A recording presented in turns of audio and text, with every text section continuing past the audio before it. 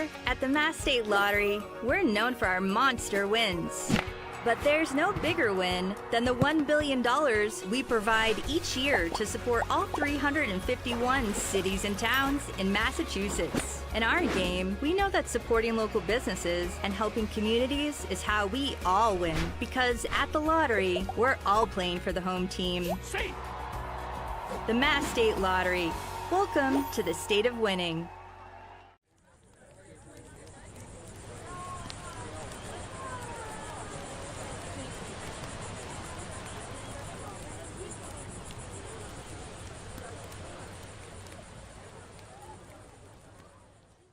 When you need to be seen for a minor illness or injury, Cape Cod Healthcare Urgent Care is here for you with high-quality, full-service walk-in care. ER expertise meets urgent care convenience at our 6 urgent care centers, which are staffed by board-certified ER providers and located Cape-wide from Falmouth to Orleans. Cape Cod Healthcare Urgent Care is open daily and offers a cost-saving option for everything from sprains to stitches, with timely treatment in under an hour for most patients. View online wait times at capecodhealth.org/urgent care. Cape Cod Healthcare Urgent Care. Minor emergencies, major attention.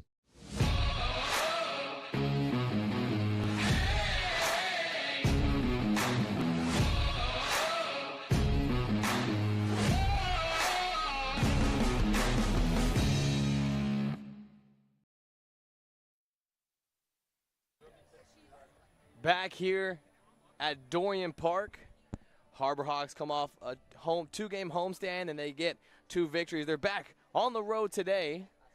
As we bring it inside under the canopy, Nico Sharp alongside Jacob Irons.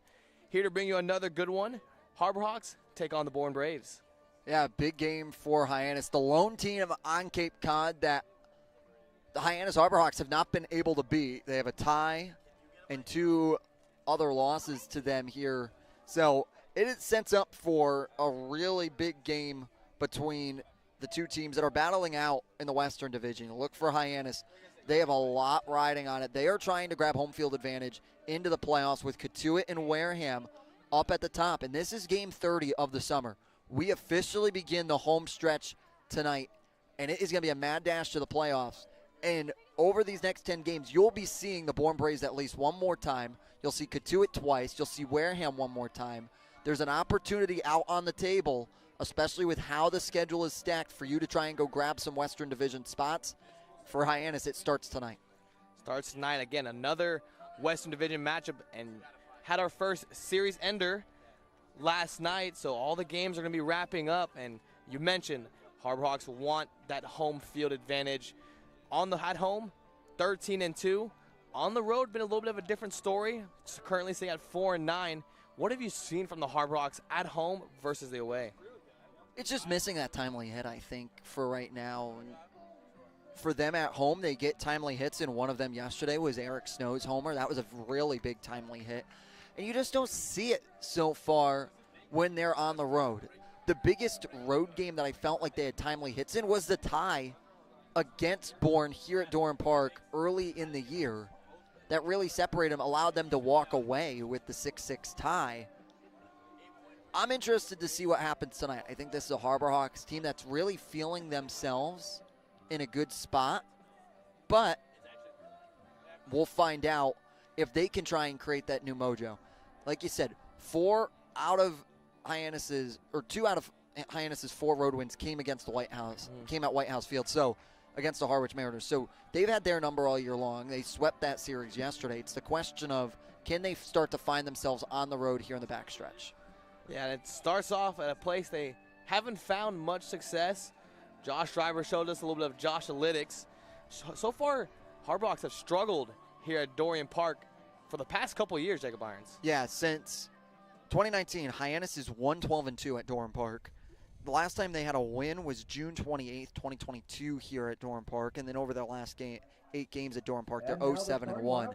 This is a Hyannis team that has not been able to play well at Dorrian Park. It's the question, can they get themselves going in a big spot here tonight? Absolutely, and we've been here a couple games now.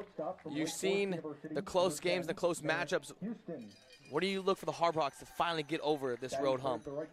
Great pitching, and I think that's what they have. And it's not to say they haven't had great pitching, but they had back-to-back shutouts the past 2 nights against Chatham and then Harwich. Keep that great pitching up. And for them, they just have to get hits. And if they can get a hit and couple that with great pitching, they are in prime opportunity to try and go win. Because right now, Hyannis, you have to feel, is far enough away from Bourne at the current state. Hyannis is 35 points, Bourne is 26. So it's now the battle if Hyannis can go up rather than Bourne going up. And you talk about both teams, or both sides of the ball getting it done offensively. In the past 2 games, 6 runs in both of those matchups at home. Harbor Hawks pitching staff, 18 straight innings of all zeros. They've been able to get it done. It's been thanks to some of the all-star pitching and a great job by Mitch Carricker to really handle the pitching staff well. And you got a chance to talk to Mitch Carricker right before this game.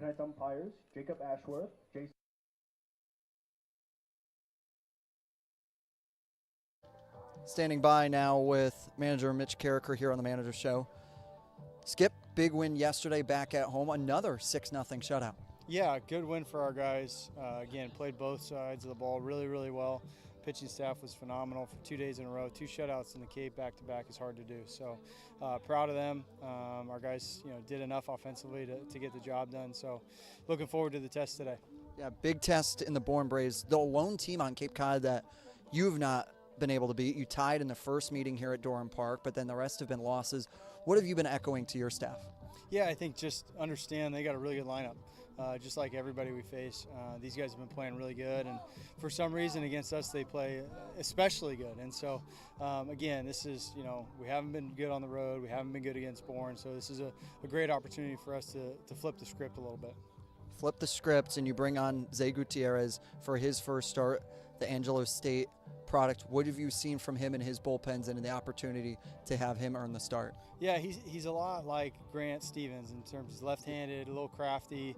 He's not going to wow you with velocity or anything like that, but he's going to be able to pitch. And so we like the matchup that we have against Bourne with him on the mound. And we need our defense to play well behind him, and the guys behind him coming in out of the bullpen need to do a really good job. And offensively, we need to keep doing what we've done the last 2 days, having good at-bats, putting the ball in play, and hopefully come up with a few more clutch hits against these guys that put us over the top.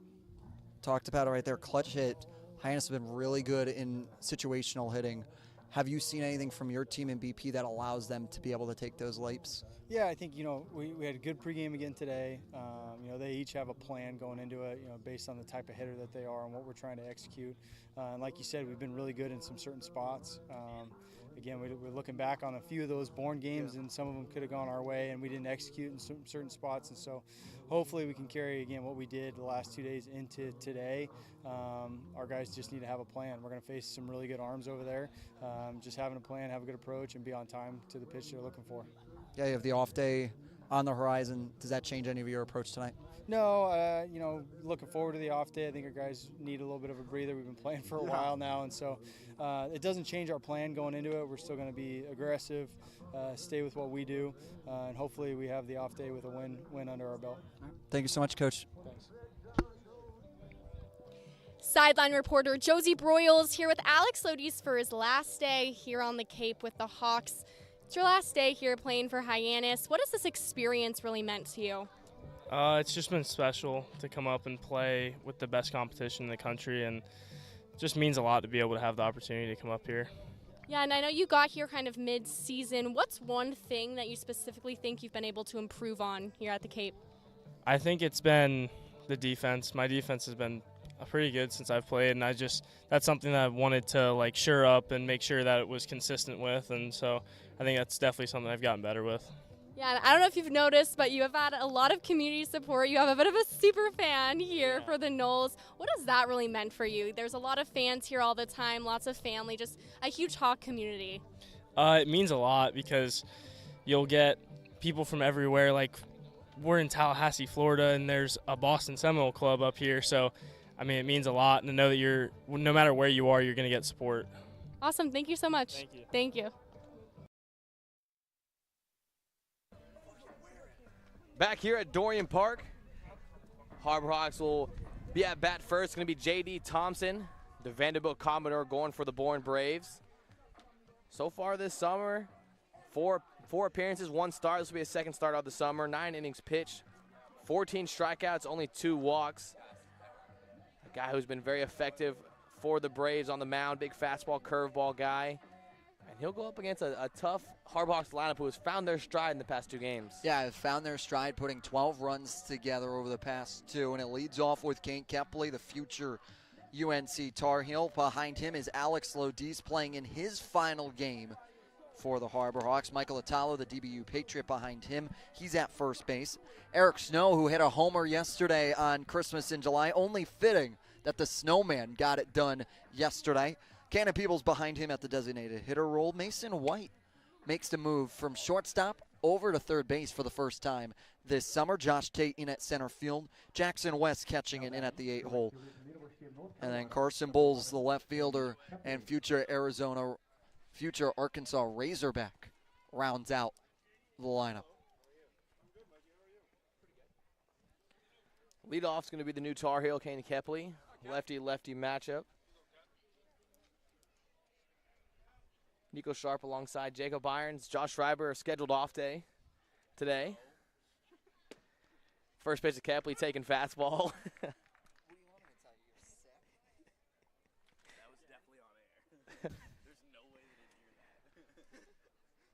Kane Kepley down 0-1.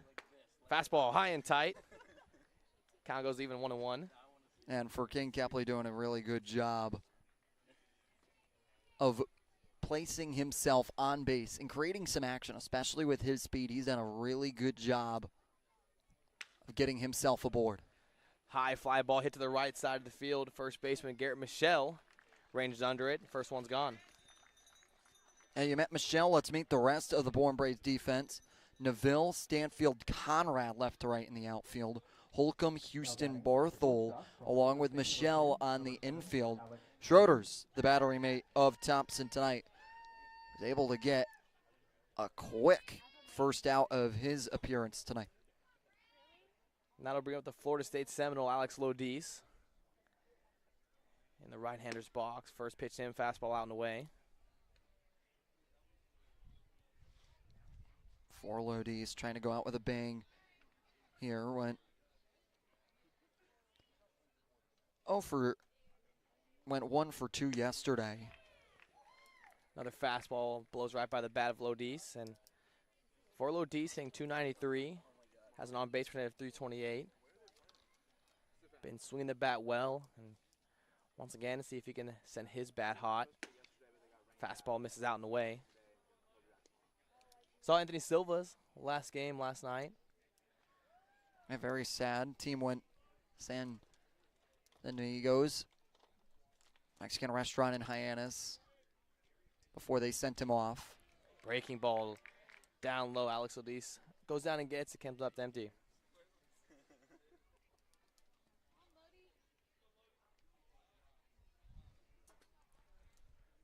Two-two count here to the Seminole. Fastball missing out and away. Once again, full to count 3-2. Great job by Lodis to work full counts for Hyannis on the road, trying to get through starting pitchers that over the last couple have played really well. 3-2 hard foul ball down the first base line. Especially in summer ball, the quicker you can get into a bullpen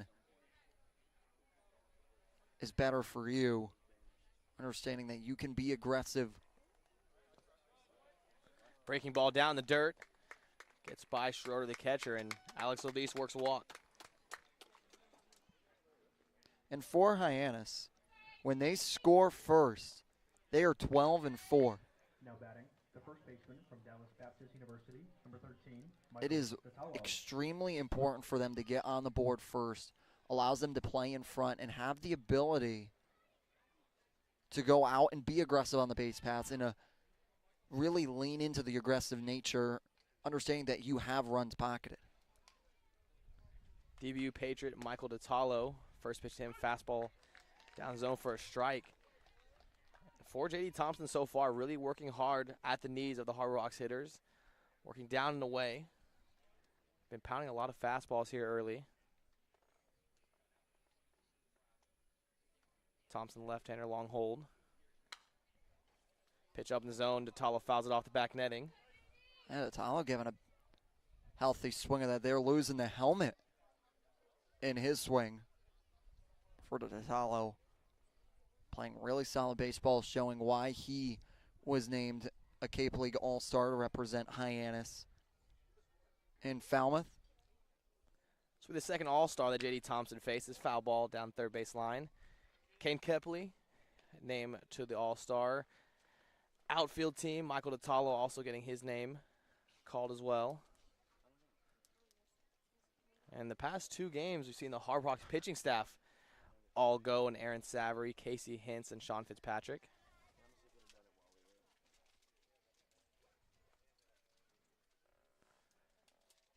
Oh, 2 here, 1 out. Pitch to debut Patriot, breaking ball down the dirt. Did he go? No, he didn't.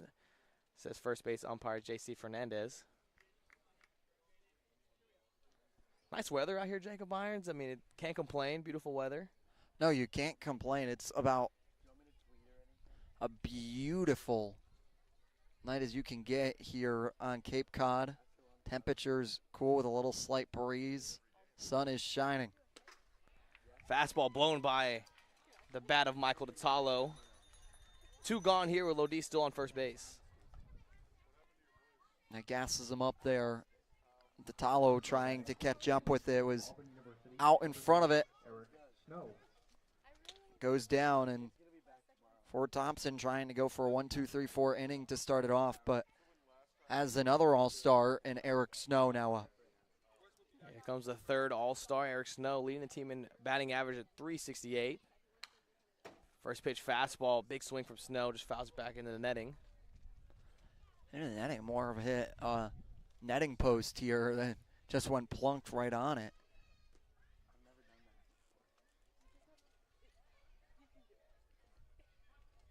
However, Snow just playing really good baseball.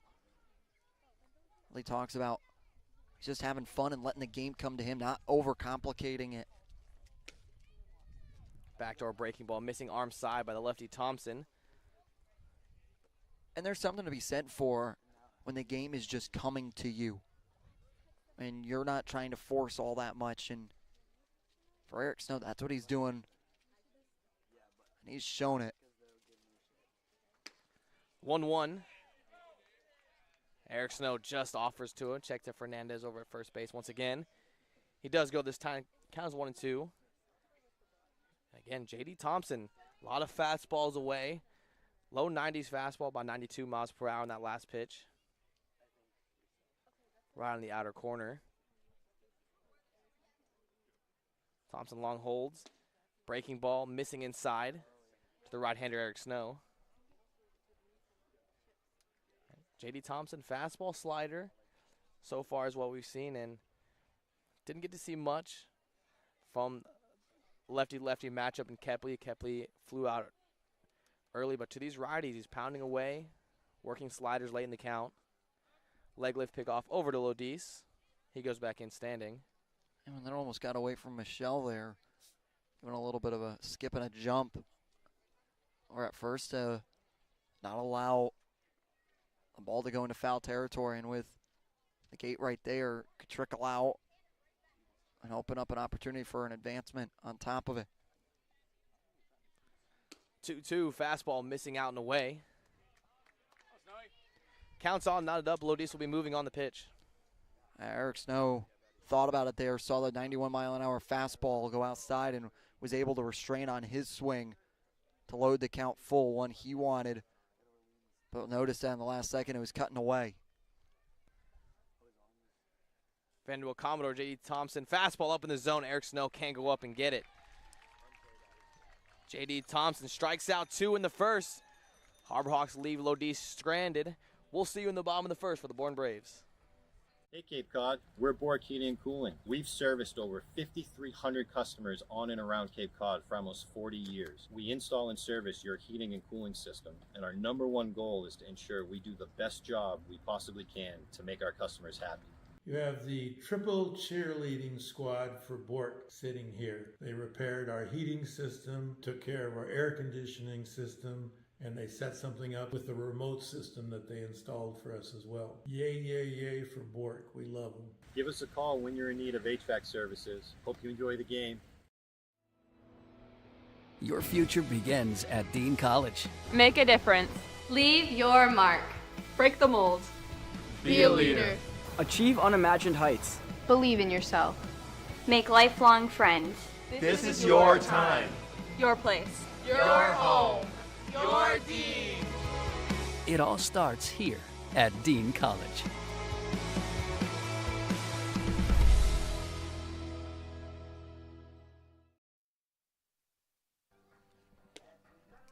Back here at Dorian Park, bottom of the first here. It's going to be Zay Gutierrez making his first start for the Harbor Hawks from Angelo State University, the D2 in the Lone Star Conference, the senior from El Paso.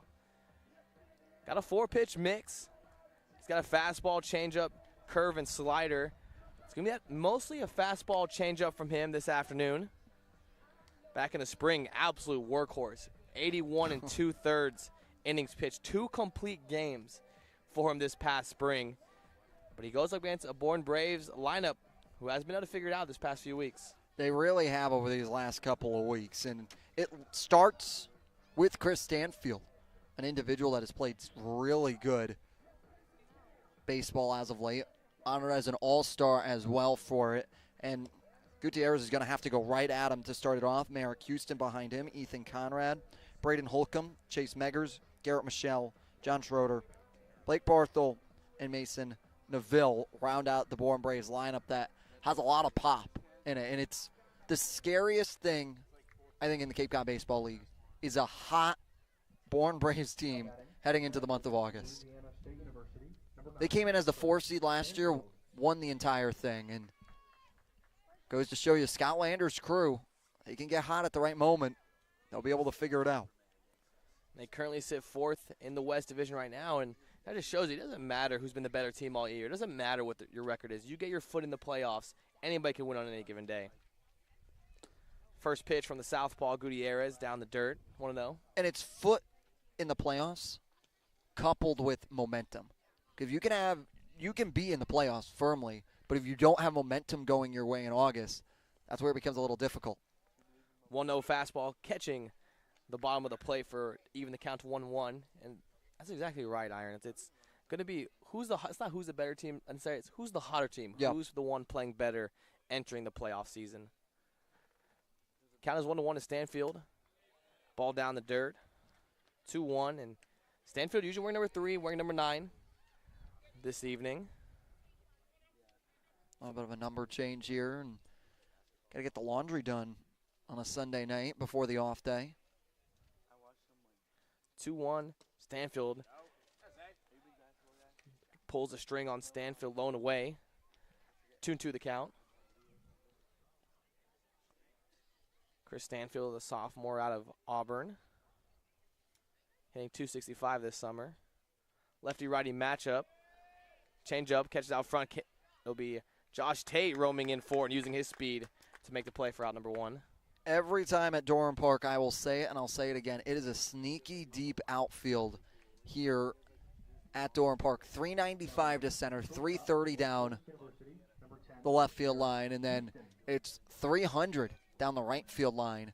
A little bit of an interesting dynamic, but the 395 feels like it plays an acre wide out there for Josh Tate.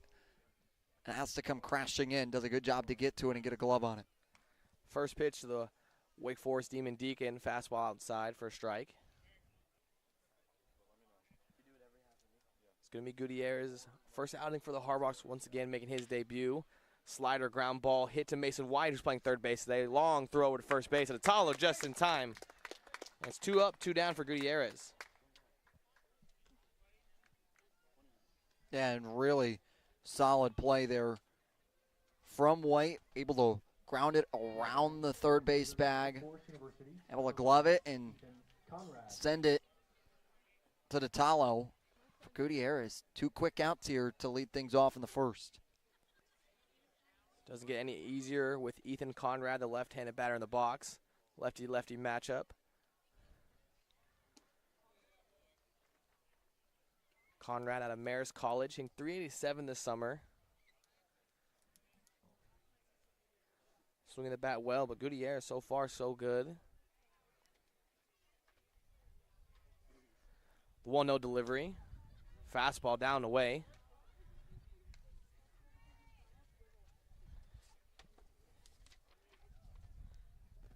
For the Harbor Hawks, it was Mason Martinez who made his debut last night, and he came in and absolutely shut for the Harbor Hawks. Ground ball hit to Mason White down the left field line. That one hitting off the glove. Mason White rolling to left field. Carson Bowles fielding it. It's going to be a close play at second base, but just going in standing will be the left-hander Ethan Conrad. Yeah, tough play there for Mason White. Be interesting to see how they rule it. Going off his glove normally sometimes means an error, but it was a tough grounder that he had to lay his body out for to go over and grab or make an attempt to grab. Bowles was quickly there, but it was Conrad getting a good piece of it and getting a good jump over at first to extend to second. Get a runner in scoring position. Runner in scoring position now for the third baseman, Braden Holcomb. He has 12 RBIs on the summer. Playing 27 games, has been a guy who's been here the whole summer for the Bourne Braves. True 12-6 movement. Backdoor. Looks like may have crossed up Jackson West there as he had a strange reaction to receiving that one. I don't think Jackson West was necessarily expecting it to come in for 12-6 movement. But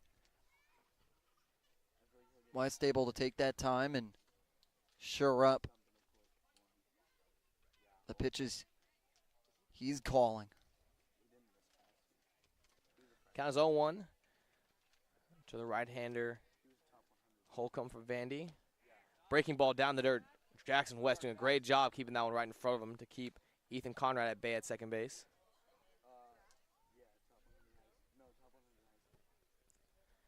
Jackson West, been a guy who's been so fun to watch defensively. Really blocks well, very athletic. Movement behind home plate. The Florida State Seminole.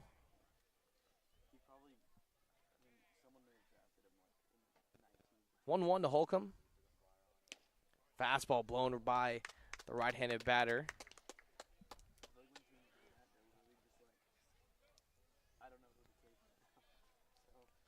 For Gutierrez, been high 80s so far. That one coming in 89 miles per hour. 1-2 count here with 2 outs. Left-handed pitcher Gutierrez. Chopper.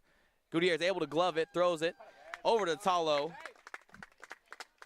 for the infamous 1-2-3-4 inning for you, Jacob Irons. We're still scoreless as we enter the top of the second. By plays, just doing behind-the-scenes stuff with sports broadcasting, which I never really realized how much went into it, but it's been really cool. They've grown a lot. I've never really done like a program like this before, so like seeing all the behind-the-scenes, so like really grown. I've learned how to really just gain confidence in my play-by-play speaking, and I've learned more terms here when it comes to directing and producing, and I've just had a great time with John Rook. Doing the play-by-play stuff and all that, being with a guy like John Rook, understanding what like the major kind of entails doing this camp. Just really a preview for what you do here at Dean or any other college doing broadcasting, so I'm definitely more prepared to make this a job of mine. Here at the Mass State Lottery, we're known for our monster wins. But there's no bigger win than the $1 billion.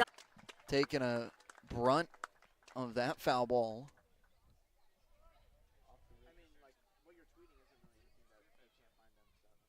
(0-2) count here to the center fielder, Josh Tate.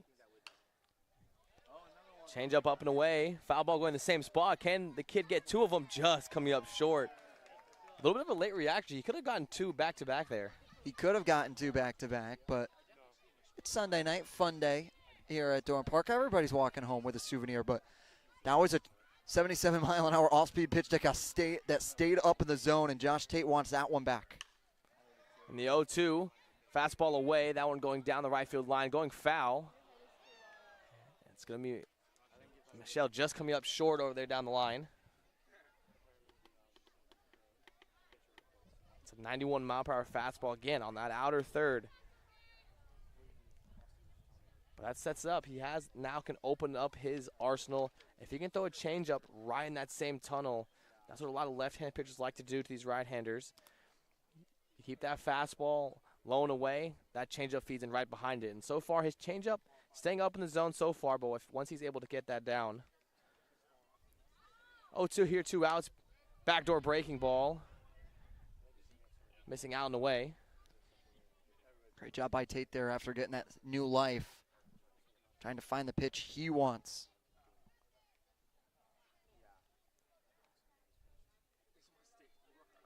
One, two. Another foul ball hit straight back. Another chance for the kids behind us. The kids and Dan Bottolino. Dan Bottolino just coming up short. Late reaction from him. But Josh He needs a better pop time. Dan needs a better pop time. Yeah, it was a little bit of a late reaction. We'll work on it in practice. We'll use the off day and we'll work on those. Breaking ball down the dirt. Josh Tate working along at bat here. Counts now 2-2. That was the 7th pitch of his at bat. Josh Tate doing a really good job of working J.D. Thompson here.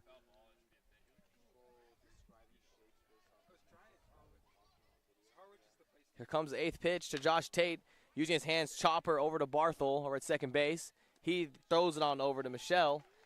It's going to be a 1-2-3 inning for J.D. Thompson. After the chopper, still scoreless. It's time for the Bourne Braves to do up in the bottom of the second.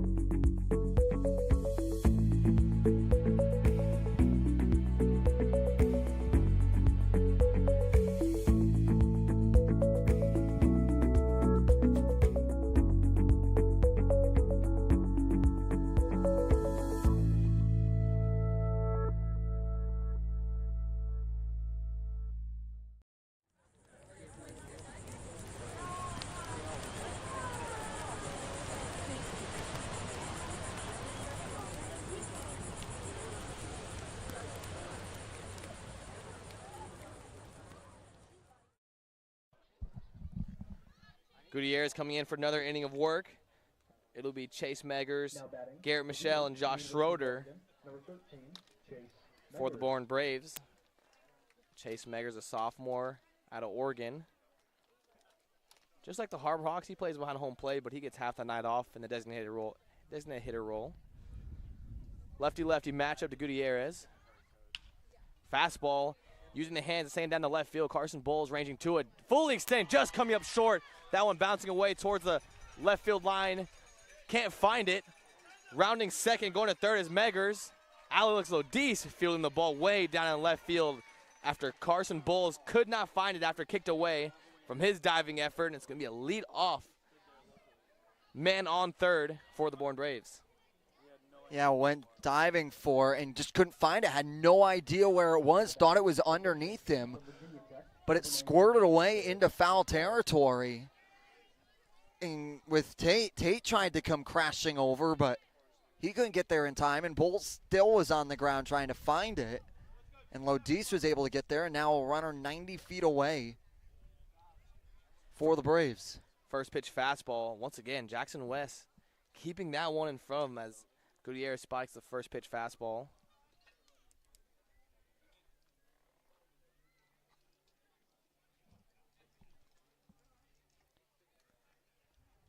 Count is 1-0 to the left-hander Garrett Michelle playing first base. Big swing, comes up empty.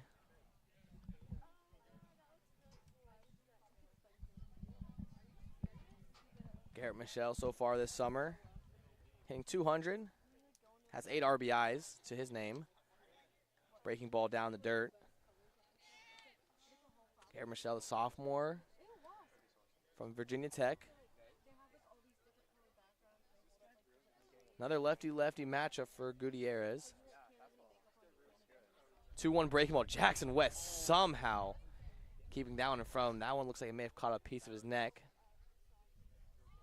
And looked like it got underneath him and into the Adam's apple. Just took it right off the throat. Jackson West is maybe as tough as they come on Cape Cod. He's taken a couple of them up and near the neck area. He just keeps fighting. 3-1 now to the left-hander. Michelle, that one just catching the low and away corner. Jackson West is a really, again, talked about last inning, but he's such a fun defensive catcher to watch, as well as offensive. But here, however, have a couple of blocks, really receives well. 3-2. Foul ball off the foot of Garrett Michelle. Do it again, 3-2. Yeah, and for Jackson West, you watch him defensively and you just smile because he makes plays that you never thought someone would be able to make, especially with his arm.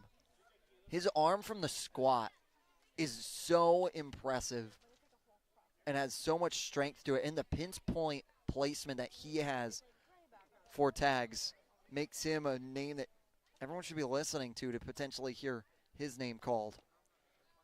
3-2 fastball down in the dirt. Garrett Michelle works the 390.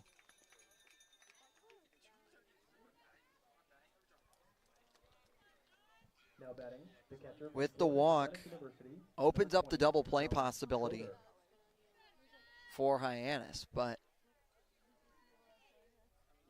with the double play, you would have to sacrifice Meggers coming in with him standing at third, but interested to see if the Bourne Braves try and move Michelle over to second, especially with how aggressive they've been this summer in stolen bases. And for Michelle at first base, 2 for 3 on stolen bases this summer. Josh Schroeder, the right-handed batter, comes up, the battery mate.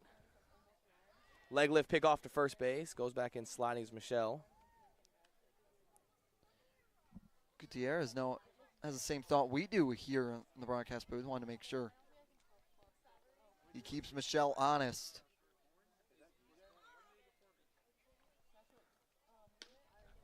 .1-0 fastball misses up in the zone. Josh Schroeder now to hitter's count here at 2-0. Gutierrez after quick first inning, beginning to labor here. The bottom of the second. Another leg lift pick over to first base, and Gutierrez has a pretty good leg lift pick off left-hander. Raises his leg, does a good job keeping his shoulder square to home plate, and then last minute, just keeping that leg lift at 45 degrees. 2-0 to Schroeder, missing out in the way. Now risking back-to-back walks as Gutierrez, now 3-0 to the junior from Florida Atlantic.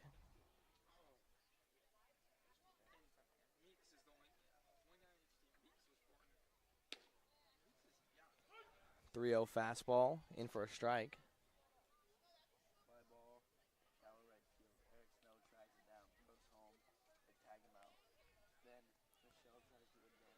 Middle infield and double play depth. Mason White over at third base, playing even with the bag. Fastball in the way. High fly ball to Kane Kepley in right field, ranging to it, working behind it. Making the play and making a perfect throw to home plate, keeping Chase Meggers at bay at third, as well as Garrett Michelle staying at first, and there's one down. That's not a blinking red light. That is a confirmed red light on Kane Kepler. You cannot run on him. He has some of the best arm strength to get it in from right field all the way down the right field line into West in time, and it was enough for Meggers to come halfway down the line and see the throw and retreat back. Big first out, because now it opens up the opportunity with a ground ball. A double play could end the half inning and strand Meggers at third. First pitch of Blake Barthel, the left-hander, and that was Blaine Wink's moneymaker in yesterday's game. Two back-to-back innings with double plays to get him out of those early in the game. If you can go to a pitch that can get some ground ball movement, be huge. High arcing curveball from Gutierrez, catch at the top part of the zone.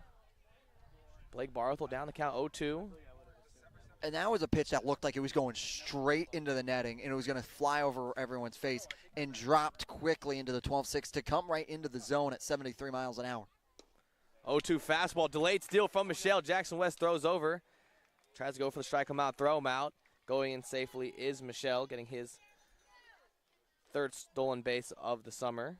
Now batting. 2 gone here, and they'll bring up Mason Neville. Mason Neville.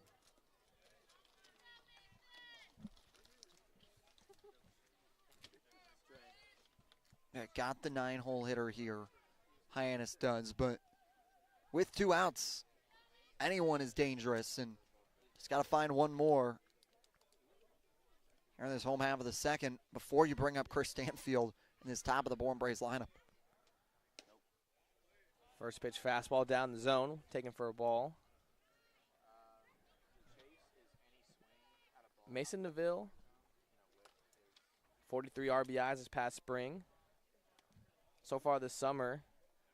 So it's only his 4th game for the Braves this summer, and so far he's still looking for his first hit as he fouls that one straight back.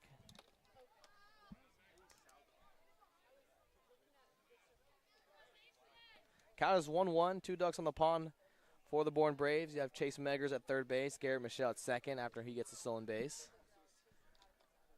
Base hit could score 2. Big out here, scores none.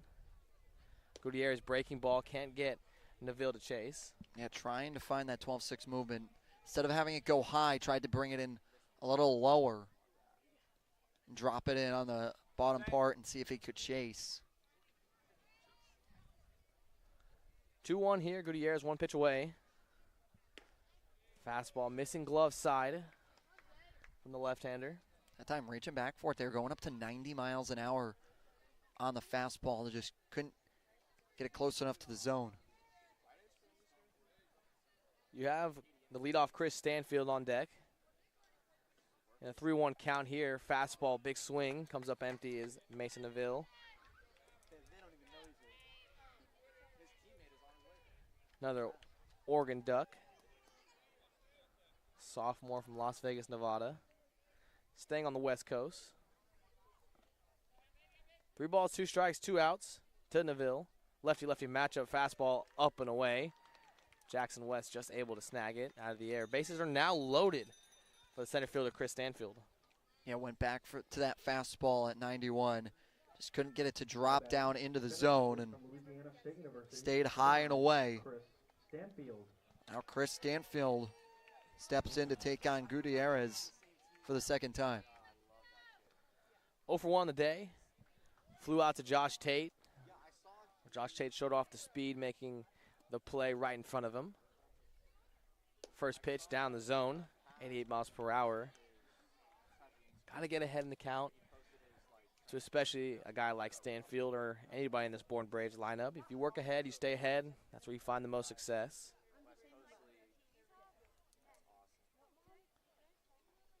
One 0 to Stanfield. In on the hands, fouled off right into the netting in front of us. Once again, it's going to be Meggers at third, Garrett Michelle at second, and just working the walk is Mason Neville. 2 outs here for the top of the lineup, Chris Stanfield. You have the Demon Deacon, Merrick Houston on deck. The 1-1 from lefty Gutierrez, breaking ball down the dirt.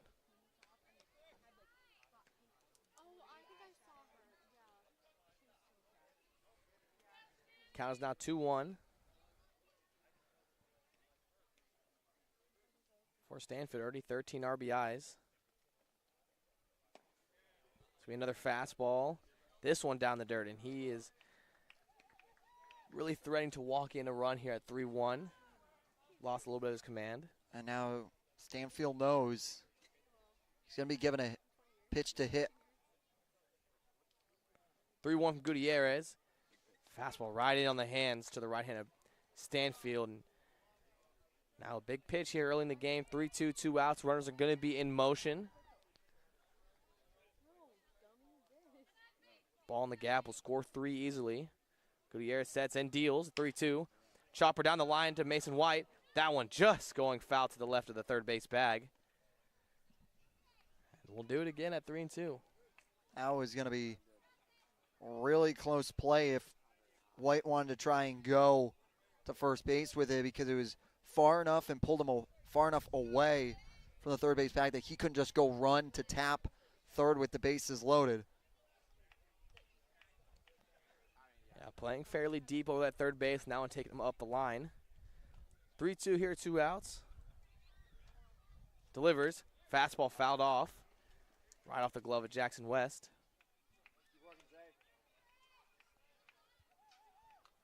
And for Gutierrez, doing a really good job of battling right now, understanding how much weighs on this at-bat of Stanfield. Bases loaded, 2 outs, full count. While it's only in the second, and it understands how important it is for them to score first.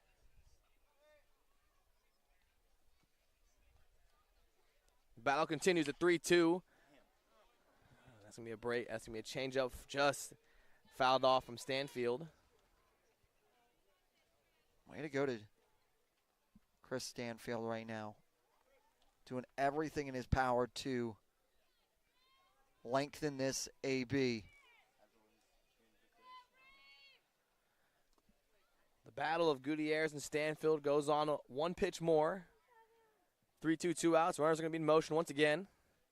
Fastball, line drive into short, and Alex Lodis making an unbelievable jumping play to save at least 2 runs in his final game for the Harbor Hawks. Saves a couple runs there. Strands 3. Still scoreless as we enter the top of the third.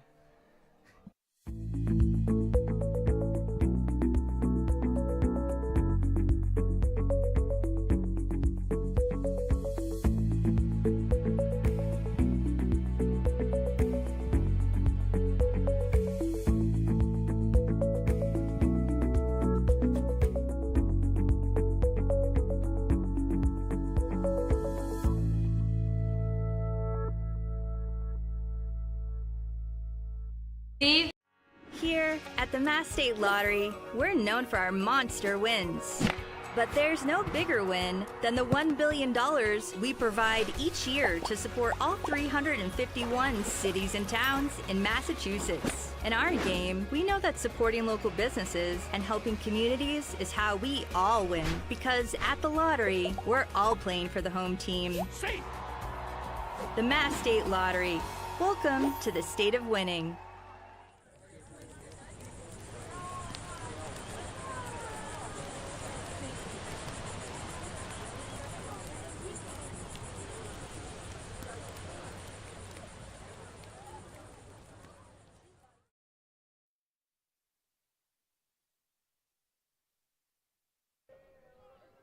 Still scoreless here at Dorian Park thanks to the unbelievably athletic play by Alex Lodis, Nico Sharp, Jacob Irons, Dan Bartolino joining us in the booth, a familiar name, a producer for us.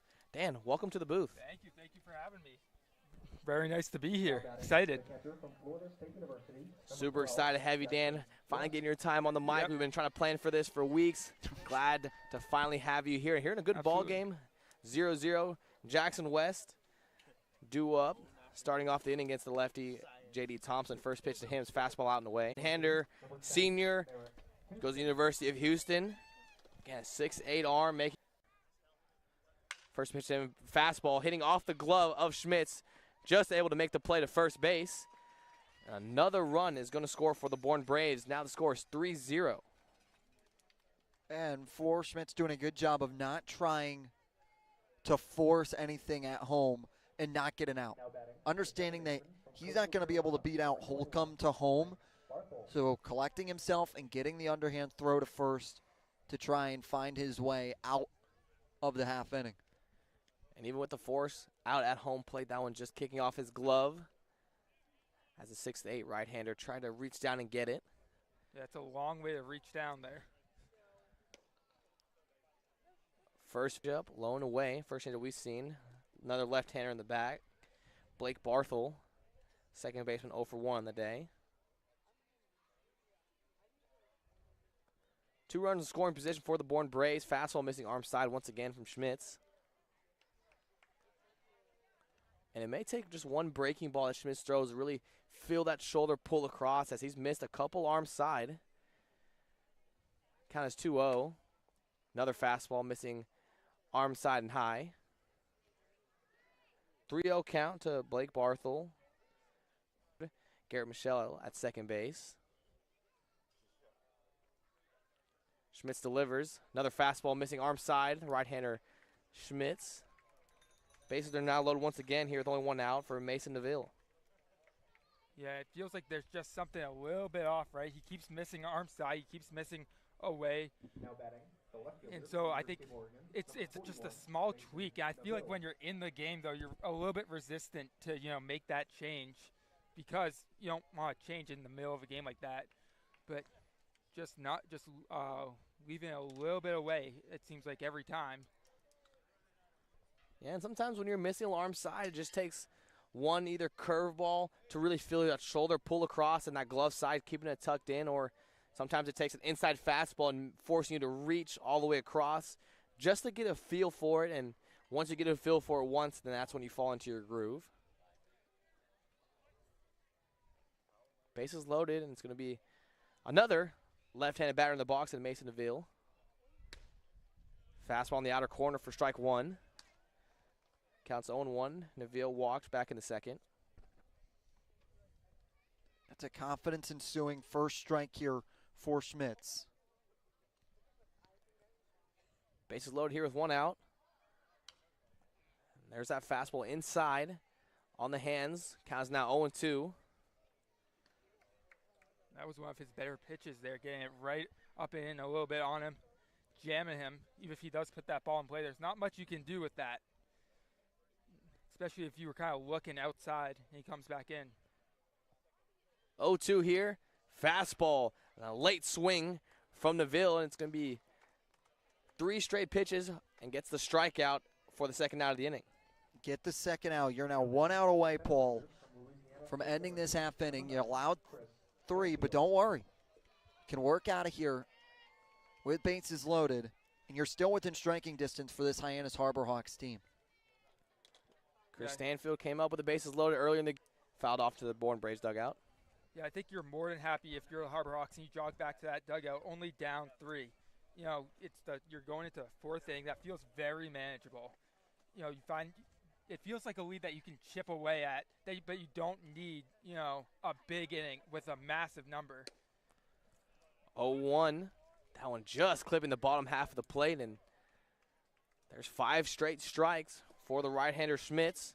Facing Stanfield here with bases loaded, 2 outs. The 6'8" right-hander. 0-2 fastball on the hands. Ground ball to Snow. Snow fields it, uses feet, and gets out number 3. The Bourne Braves scratch 3 across here in the bottom of the 3rd.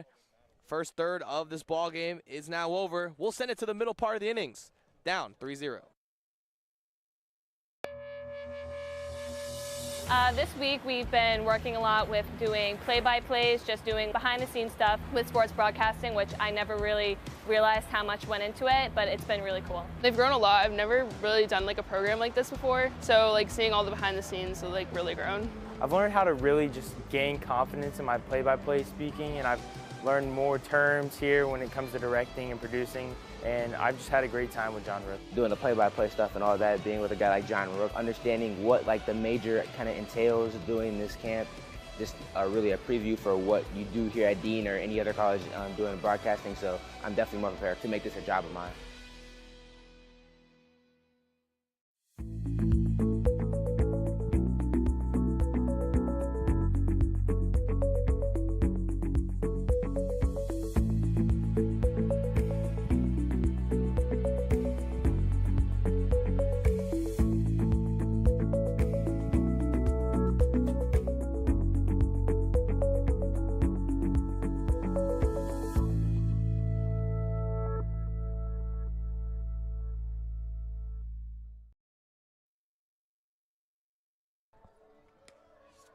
Bourne Braves scratch 3 across.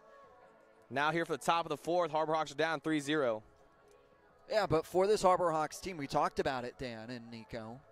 Hyannis feels like they can go out and grab it. They have the offense. They have the opportunity with the bats.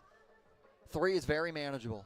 There's something in baseball to be said from 3 runs to 4 runs that changes an entire dynamic of a game. And for Hyannis, they still find themselves within 3, and they have Alex Lodis, who's trying to have a legacy leaving game. Yeah, you mentioned it. You got exactly who you want up. You got your 2, 3, 4 guys. Lodis, Detallo, Snow. 2 of the 3 are going to be all-stars.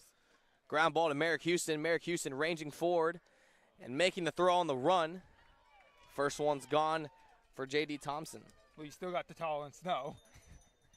Yeah, so quick work there, but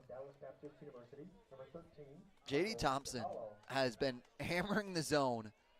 And for this Hyannis Harbor Hawks team, I think that is what has been their kryptonite a little bit, of just getting the ball in play, because they know they have to go out and swing a little bit and they don't have to be as disciplined. First pitch, Michael Detallo, hard line drive to center field. Ranging back is Chris Stanfield, flipping his hips and making the play right in front of center field at 395. Oof. Michael Detallo sent that one for a ride, and Chris Stanfield, a little bit of panic there for a hot sec, but he collects himself about a foot away from the Little League fence out in the center field to make the grab. Yeah, but you mentioned it. Going back to your point about him pounding the zone, I think when you're a team that benefits so much from being able to walk and get on base, it's always an adjustment where, okay, you kind of have to move away from, your strategy, where you're not a big swing and miss team, but you're a patient team. You're a team that runs the pitch count. First pitch, the all-star Eric Snow, taken for a strike. You then have to go away from your strategy a little bit and get out of your comfort zone. It takes a few innings to adjust to that. 0-1 fastball, missing arm side. Left-handed pitcher J.D. Thompson still pitching. That was his 50th pitch of his outing so far. 3 2/3 under his belt, has 3 strikeouts, no runs. Bunch of zeros put up by him. Fastball blown by the big swing of Eric Snow. Counts 1-2. That fastball has been working for Snow. Doing a really good job being aggressive. 1-2. Breaking ball, ground ball, hit hard to Merrick Houston. Merrick Houston fielding it, throwing it across, beating Eric Snow by a step. And that's going to be J.D. Thompson's third 1-2-3 inning in the past 3 innings. Bourne Braves still lead 3-0. Your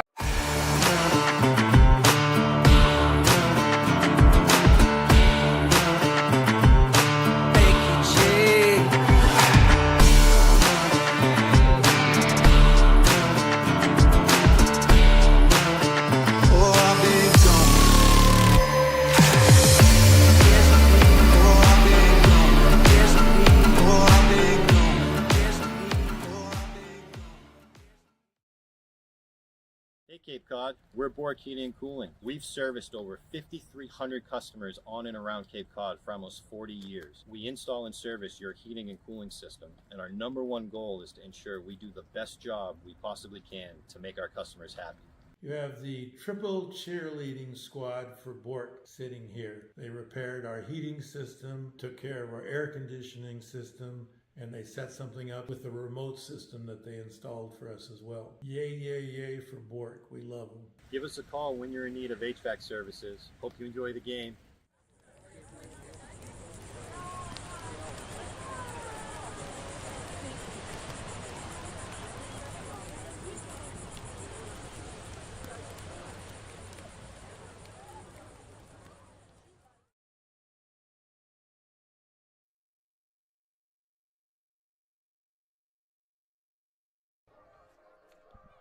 Paul Schmidt's outing is done. It's going to be the right-hander Cade Brown, redshirt freshman out of Sacramento State. Another tall arm for the Harbor Hawks, 6'6", 205 frame. Fastball, slider, splitter. And it's that splitter, that splitter, that's a difference for him. When that pitch is down the zone, makes him a very tough pitcher to hit. Yeah, and for Hyannis, trying to keep the game within reach against the Bourne Braves, and For then comes in a huge spot. Try and get a 1-2-3 inning and pick back up the bats. There's a lot of baseball to be left to be played in this game for Hyannis. But once again, talk about it. Hyannis' struggle has been on the road. For them coming into tonight, 4-9-1 away from McKeon Park, and have to try and play comeback here. And something they don't do all that often. They're going to have to try and get that right now and work through this half inning quickly. Merrick Houston leads off. Back-to-back innings for the Bourne Braves. Cade Brown first pitch to him. Slider missing low and away. And Merrick Houston started off the inning back in the third with a walk. Would later come around to score one of the 3 runs scored by the Braves. Yeah, and that's what you're going to see a lot of a strike swinging. Cade Brown, his ERA is a bit high, 9 innings, ERA of 8, but 14 Ks to 2 walks. He's going to pound the zone. So it's not that he's walking guys. He, just kind of had some unfortunate hard contact at times this season, but he's going to pound the zone, and that's what you need, especially after a long inning like that, like last inning. You want to see a guy that's going to pound the zone, make them work, and not give them any free passes. And that's his MO. 1-1 was fouled. 1-2 count here to the Demon Deacon. High chopper ranging towards the safe. Alex Lodice throwing across the diamond. Not in time. Perfect throw from Lodicius. Beating it out was the Demon Deacon, Merrick Houston. Yeah, doing a good job with Lodice deep in the hole. And made it an attempt there to try and get a throw across, but couldn't be able to get in there. And I'll bring up Ethan Conrad. Had the single, but ended up at third base, thanks to the aggressive base run the Bourne Braves had back in the third. Josh Tate's throw got away from Mason White, went behind the netting, allowing Merrick Houston to score. Merrick Houston back on first base. 7 for 8 on stolen base attempts is the Wake Forest Demon Deacon. Fastball high and tight, just catching the inner corner.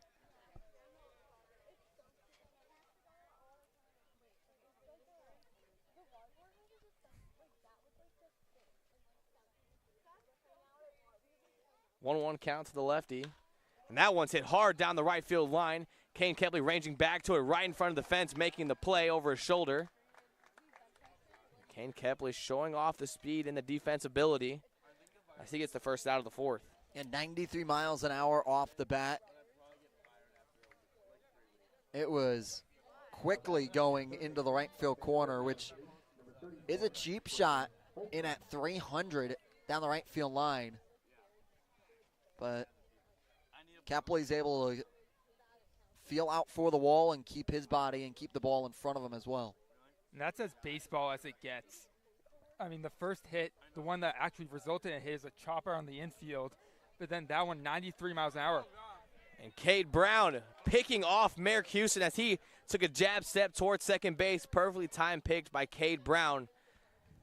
Gets Merrick Houston sliding in at first. What a great pickoff attempt there by Brown. Understands that he got Houston stuck, and Houston froze and slipped a little bit on the dirt and went in diving over to the first base bag and got punched out by J.C. Fernandez. First pitch to Holcomb, fouled off, right behind us once again. But for J.C. Fernandez, you got a pickoff attempt. I need you to come in stronger there from the home plate umpire. He went in a little weak. I want to show a little emotion there. He might be amping it up later for the game. Splitter down the zone, fouled off by Holcomb. And, maybe you amp it up. You kind of show a little bit, a little soft touch, and then, a little bigger moment, boom. And then, boy, if there's ever a game-saving pickoff or a close play at first, I mean, he is going to absolutely let it rip. So can't wait to see it. Hopefully, this game's going to stay close here, and we'll see some J.C. Fernandez foul as the 0-2 is fouled off. And Jacob Myers, was that you? You were an umpire. I am. I mean, are you a casual, early in the game and then just let it open up as the game went on, or are you pretty even all game long? Oh, I bring the momentum from first pitch to final out. Let's just say my umpiring ability, we're coming in hard. You come in hard to set the tone. Sure. Count is 0-2 here to the right-hander Braden Holcomb. Splitter right inside on the hands. Just gets Holcomb swinging. And it's going to be an unconventional 1-2-3 inning. Cade Brown holds them to 3 runs. Still 3-0. Harbor Hawks due up in the top of the 5th. This week we've been working a lot with doing play-by-plays, just doing behind-the-scenes stuff with sports broadcasting, which I never really realized how much went into it, but it's been really cool. They've grown a lot. I've never really done like a program like this before, so like seeing all the behind-the-scenes, so like really grown. I've learned how to really just gain confidence in my play-by-play speaking, and I've learned more terms here when it comes to directing and producing, and I've just had a great time with John Rook. Doing the play-by-play stuff and all that, being with a guy like John Rook, understanding what like the major kind of entails doing this camp, just really a preview for what you do here at Dean or any other college doing broadcasting, so I'm definitely more prepared to make this a job of mine.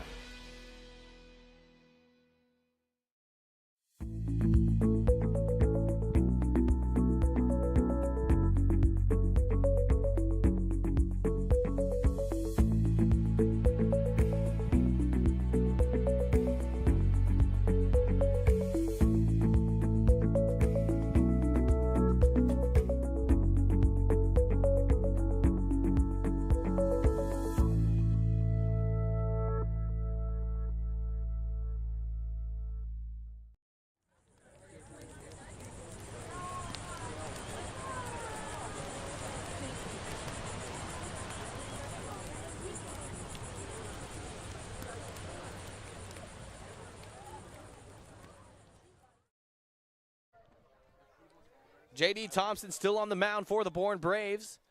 Harbor Hawks still looking for their first hit of the evening.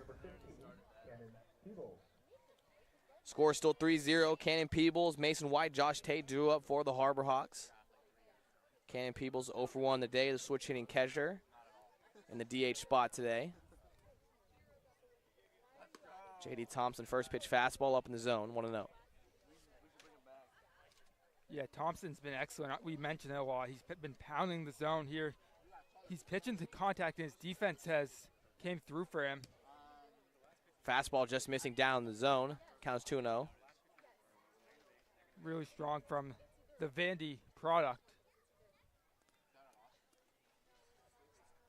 Only thrown 9 innings, only 1 start this season. So now if he can get through this, this will be half the amount of innings he had pitched before, more than half the amount of innings he had pitched before going into this game.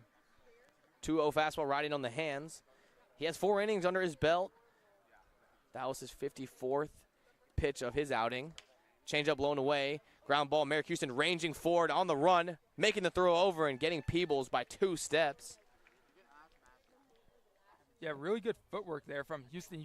We saw him charge that ball, then take the couple of stutter steps and get himself in position there to make the throw on the run, create the angle for himself, and then unleash it. Knowing he had a little bit of time with Peebles, who isn't slow but doesn't run. He's not Kane Kepley, you know.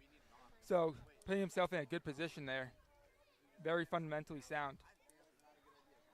That'll bring up the third baseman, Mason White. 0 for 1 that day. Saw him use his hand, sending the ball to left field earlier in the game. First pitch, curve ball inside. Lefty-lefty matchup. For White, has that opening above Holcomb, who comes in to play a shade in on him at the third base bag. 89-mile-per-hour fastball in the outer corner. Mason White trying to use his hands once again. Go the other way, just misses that one. 1-1. J.D. Thompson still working out of the windup. Hasn't worked much from the stretch. That fastball is high and tight right in the corner to Mason White. Counts 1-2. White's the guy, I feel like if he can get a multi-hit game, that's going to open the floodgates. He's just waiting on that, big game here. He's had the flashes. He's shown the potential. We've seen his numbers in college. 1-2 breaking ball down in the dirt. Mason White, big swing. Just comes up empty, and J.D. Thompson gets another strikeout to his day, and it'll be Josh Tate due up.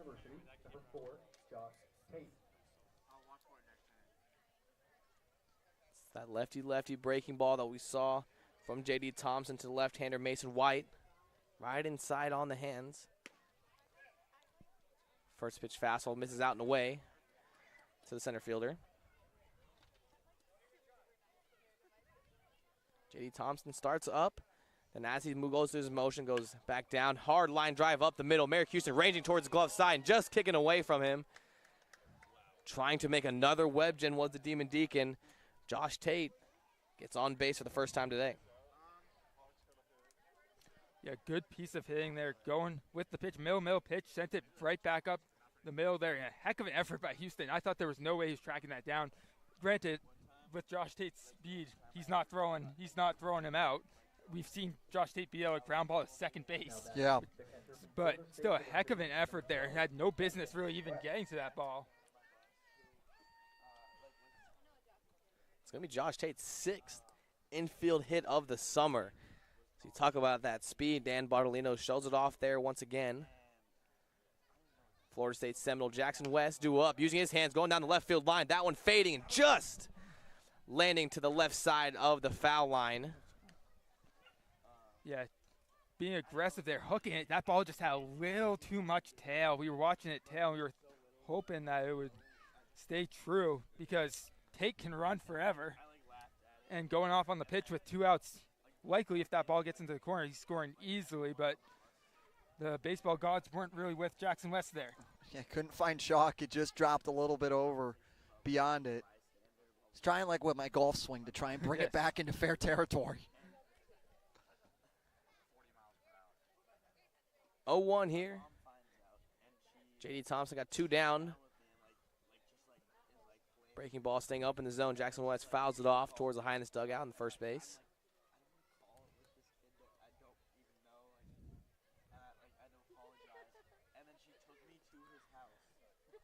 Count is 0-2.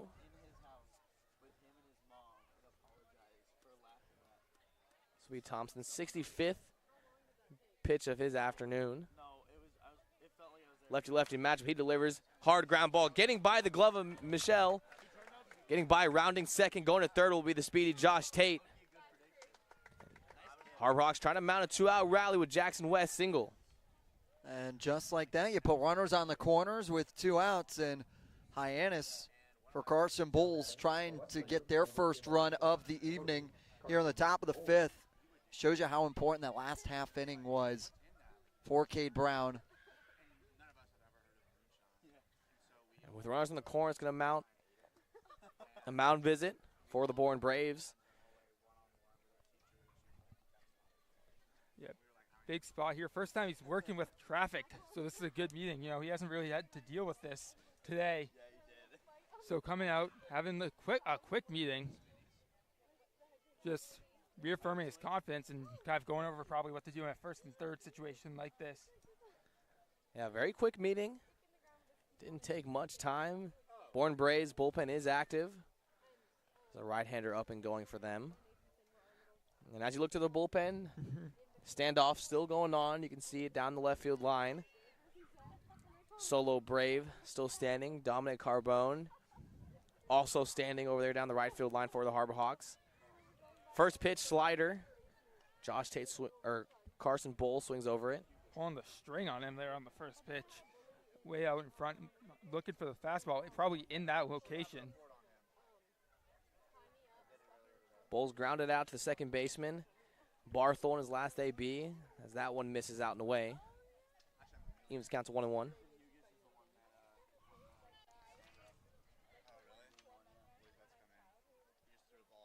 Griffin Hughes starting to get warm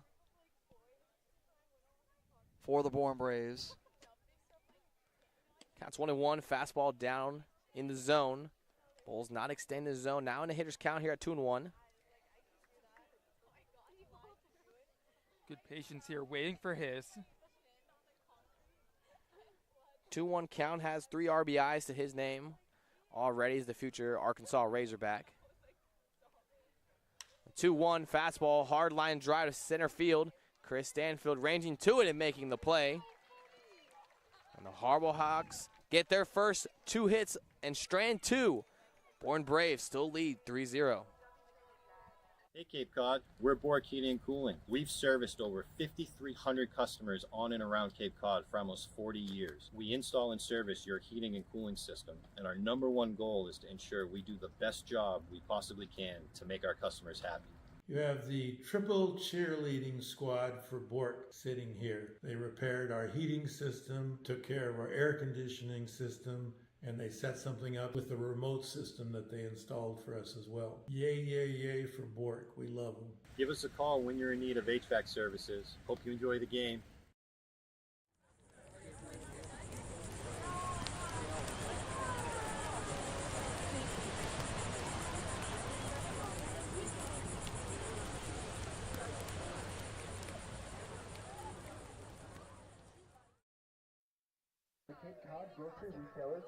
Still 3-0 ball game. Bourne Braves due up. Before they come up between the bats, we'll send it over. Sideline reporter, Josie Broyles. Thanks, Nico. Our favorite Harbor Hawk fan is here, Victoria, president of the Boston Seminole Club, here to support Alex Lodis on his last night as a Harbor Hawk.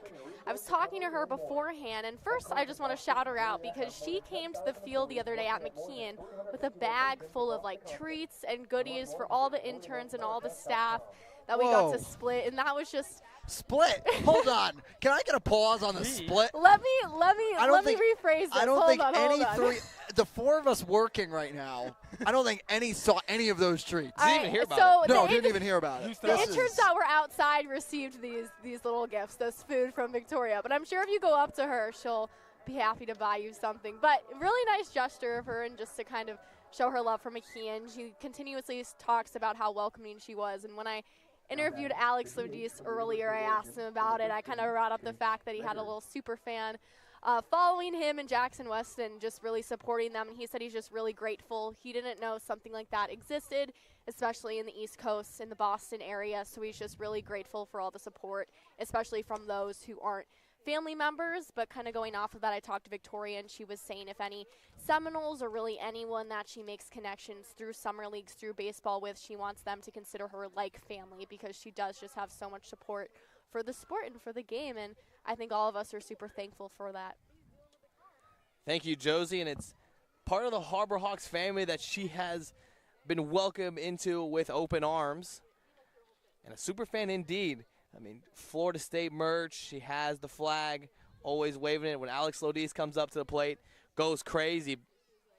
But as the splitter down the zone, Jackson Wett, the Florida State Seminole, flips on over to Michael Natala for the drop third strike for the first out of the inning.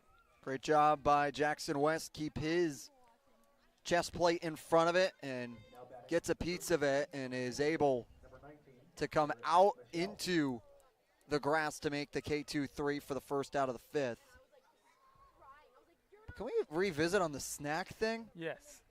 What? Come on now. I love Victoria, but we got to help the broadcasters out here. I don't. First pitch, the left-hander batter in the box, Garrett Michelle. Hard line drive to Kane Kepley. I'm not disappointed in her. I'm disappointed in Josie and the Yes. other staff down there for You not know what? letting us know. That is very well stated, Dan, because team helps team out. There's no I in team, and there clearly was a little bit of an I in team there keeping those treats away. We talk about the Harbor Hawks being a family. We're a little bit of a family divided after that one. Yeah. After not even being told about any of this. I mean, it might be that me and you, Nico, are a little hungry right now, so that might not be helping. Makes the it even fact. worse. Yeah, it makes it even worse, indeed. No dessert for the kids' table. No, yeah.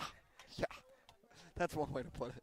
First pitch to Josh Schroeder, the catcher, down the zone. 0 for 2 on the day, but did get the RBI. Hard line drive into the right center. That one falling right in front of the feet of Josh Tate. 2 out, base hit from the left-hander Josh Schroeder. Yeah, well-struck ball from Schroeder. Gets it into the gray area between the infield and the outfield to drop it in by Tate and Kepley. And does a great job of squaring it up and getting it out to the right center field gap, but shows the speed between Tate and Kepley that they can both cover that gap pretty quickly.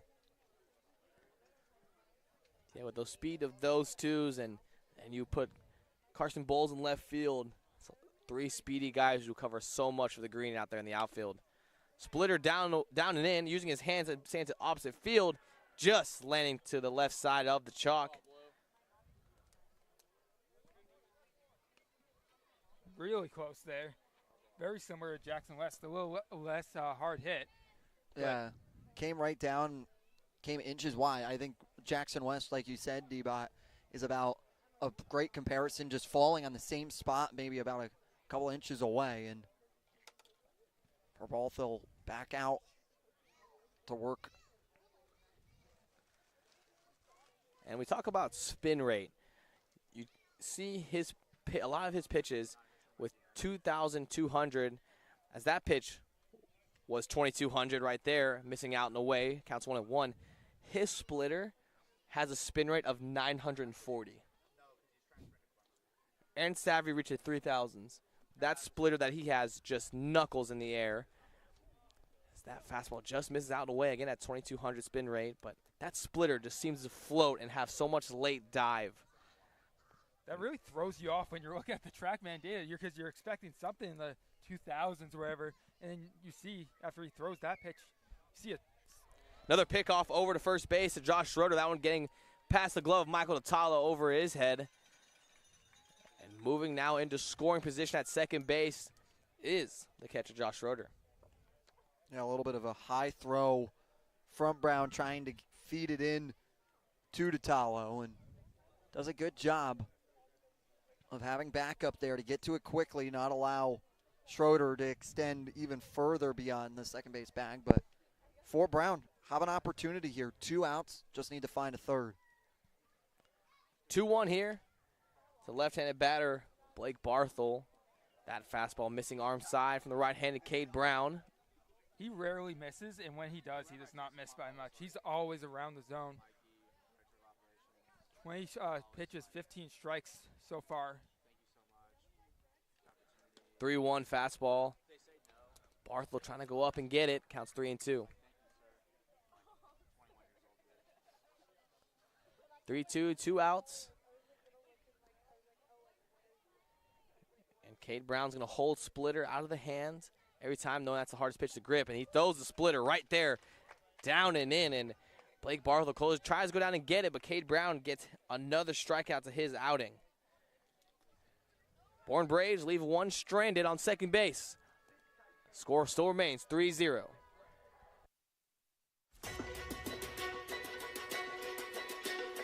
So I think, Dean, they're allowing you to find your own success and your own true independence.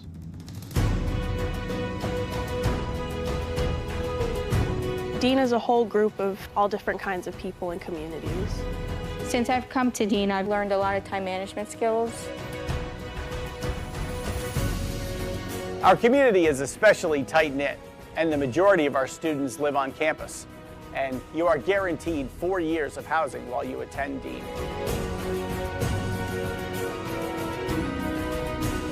Dean is just full of opportunities for you to embrace, to welcome, so you can change yourself to who you want to be and form your career for the future. So go through that, all right? Think that way.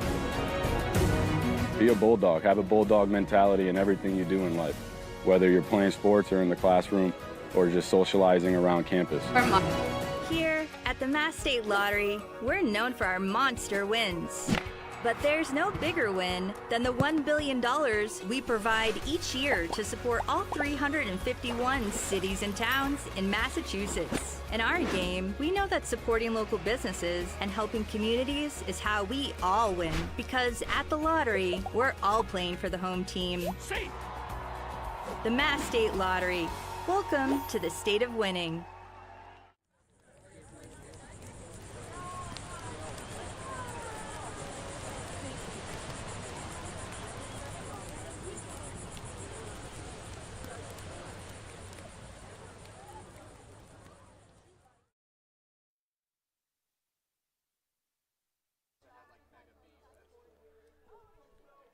J.D. Thompson has finally been relieved of his duties. It's going to be Griffin Hughes out of the University of Miami, sophomore. This will be his 8th appearance this summer, all coming out of the bullpen. 3.55 ERA, 12 2/3 innings pitched. 13 strikeouts, only 3 walks. And he comes in with the Bourne Braves leading 3-0. Yeah, but if you're Harbor Hawks, you can kind of treat this like a new game, right? So, you know, you got your leadoff hitter up. You've got a new pitcher in the game. You know, it's the top of the 6th. Kind of go in with the mindset of, hey, it's a new chance. It's a new ball game. It's a little bit of a clean slate here, you know? I like the vision. I see the vision, Dan, right now. And for Kane Kepley, going to just try and stay disciplined and check out the arsenal here firsthand for him. Yeah, for the arsenal, it's going to be fastball, slider, curve change from the right-hander, Griffin Hughes.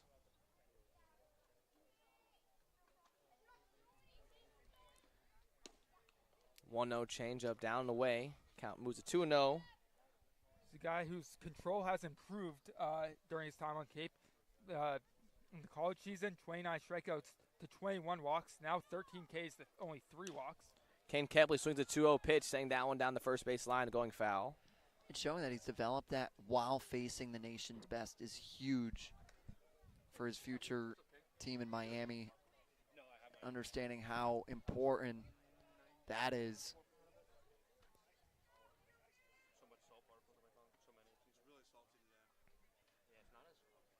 2-1 fastball. Fouled straight back, and Griffin Hughes, just known as a competitor and a winner. And we saw that in the last time we were here, as he didn't make a presence on the mound as the 2-2 breaking ball fouled off. He was the one in the standoff in left field, and he stood up for 9 straight innings. And they talked to a lot of guys, and he said, I won't. He's like, I'm not going down. He's like, Aaron Savary will take the bus. I will still be standing here. I will not lose. So a competitor who won the first battle, count is now 3-2.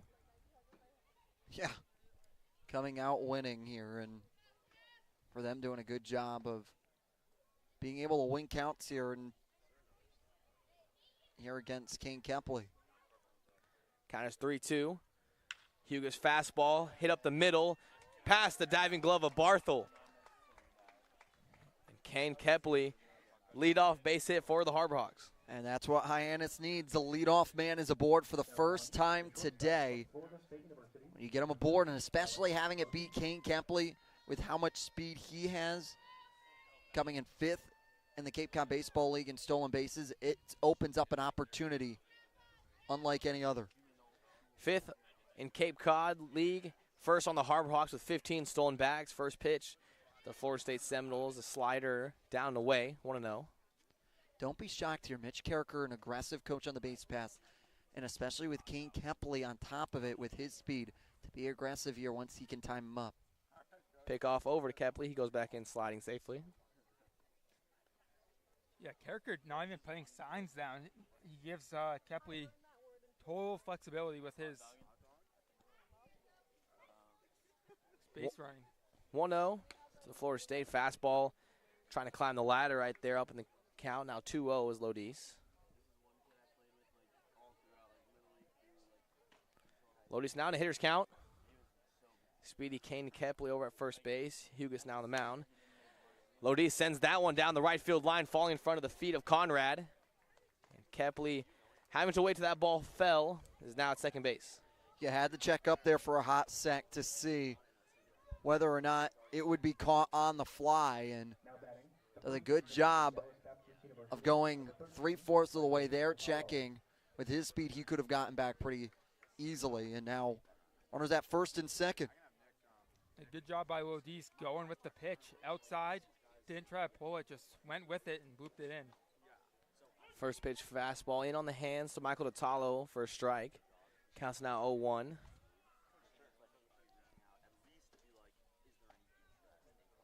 Two runners on for the Harbor Hawks here with no outs. Hit right off the hands of Michael Totalo. He throws it over to Barthel. Barthel back to first base. And a pitcher's best friend, a double play. As Kane Kepley advances to third base now with 2 outs. Now 1-6-3 double play. You talk about pitcher's best friend. It becomes even more of your best friend when you can get in on the action for the putout. He's able to go to Houston, who's covering second, and Totalo getting out over at first, but runner 90 feet away. All-star and Kane Kepley over at third base. Another all-star and Eric Snow coming up. 2 outs here. Griffin Hughes going to try to avoid the damage. The 0-1. 93-mile-per-hour fastball misses inside to Eric Snow. And Hughes very comfortable turning double play. He was a two-way his first year at Cincinnati. He's played 24 games at short, so very familiar with it. Not a pitcher that will have the yips throwing. 1-1 fastball misses glove side from the right-hander Hughes, and plays a huge factor when you have that athletic ability, making the play on the run, moving your feet. You see the great footwork from Hughes, putting it on the money to Barthel to start the double play. 2-1 count to Eric Snow. Eric Snow hard line drive up the middle. And Eric Snow gets the 2-out hit and the RBI. Eric Snow stay hot. Homer yesterday, an RBI single today to bring in Kepley. And Hyannis within 1 now. Shows you how important allowing 3 runs was. Being within a 1 swing now with Cannon Peebles being the tying run at the plate. Cannon Peebles, a switch hitter, stands in the box on the left side for his first time, facing the right-hander Griffin Hughes. First pitch fouled off over third base. Eric Snow, we're seeing the timing pick again. He already seemed to have his time right there.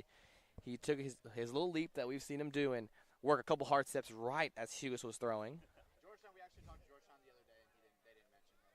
0-1 count here to Cannon Peebles, over 2 on the day. Fastball catching the bottom part of the zone. 92 miles per hour inside, 0-2.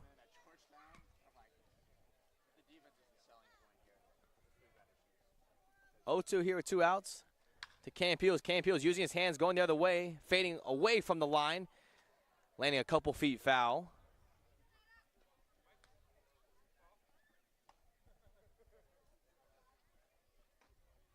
And Peebles giving that hit a little bit of a rope, doing a good job of turning on it and getting it away, but for Hyannis, working 2 outs, trying to get more runs across here on the top of the 6. We'll do it again here, the Tennessee Volunteer. Cannon Peebles, breaking ball, slipping outside the hand of Hughes, and it goes to 1-2.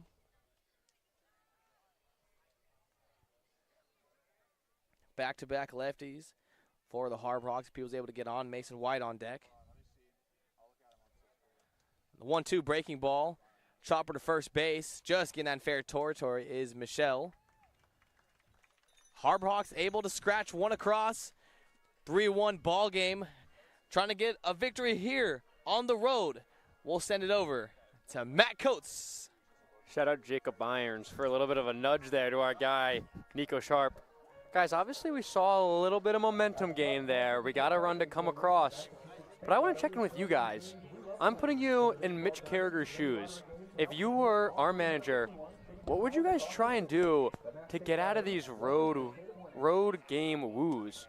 I'll go first. Personally, something that the Misericordia Lacrosse Cougars have done on a shorter bus ride, spring a little bit of a speaker on there, find the best stalks, get some music going, get the vibes up, get everyone excited to play a baseball game on the road. Mentions how comfortable they are at home. Let's have them happy when they get to the road ballpark and maybe feel comfortable there as well. Jacob, what do you got for me? I've got the answer. I have the answer. I need Coach Rich on the pregame interviews. We're going to do it. He was supposed to do it today. Coach Rich had prior obligations, wasn't going to be in attendance here tonight. But give me Coach Rich. If it doesn't happen tonight, I think that's what's going to do it. He takes full blame on the road game losses. 100%. He doubled down on that, Jacob. Doubled down on that. So I think we got to get him on a road game pregame, and I think that changes the entire mojo. Got to agree.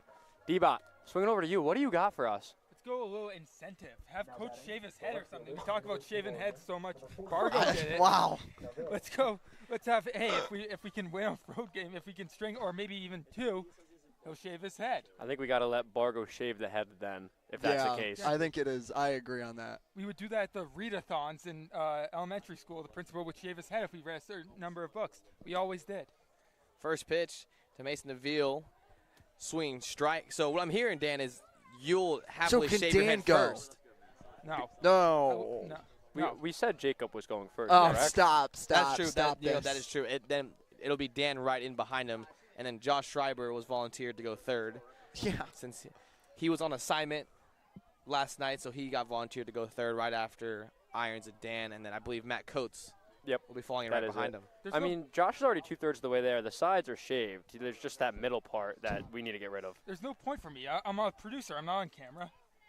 Brother. No one would Whoa, know. whoa, what are you calling this right now? A camera, but usually. You never know. You could be called in for the spot start. Fair enough. You know, you got to look in today. And if Josh is on assignment again. If he's 2-1 here to Neville. Fastball down in the zone. Neville trying to go down and get it. Cade Brown quickly working ahead. 2-2 count here to the first batter.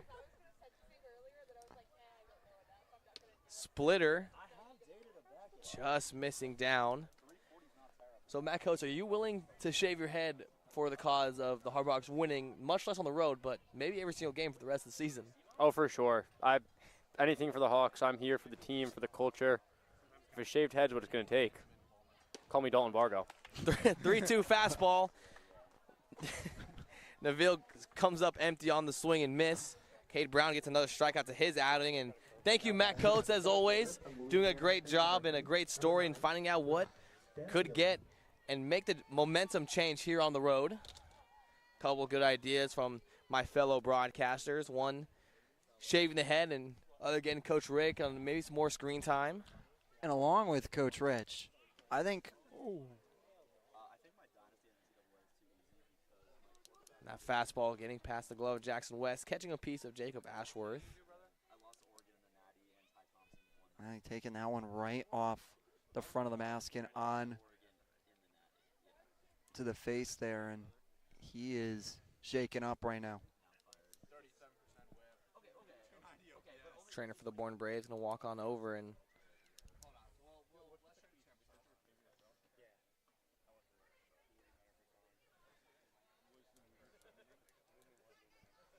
it looked like Jacob Ashworth just wearing off the mask, talking to his fellow umpires and Marvin Gomez, J.C. Fernandez. Yeah, we're off the top of the head, and we'll give him some time to shake that one off as he talks to the trainer, and we'll be right back after this.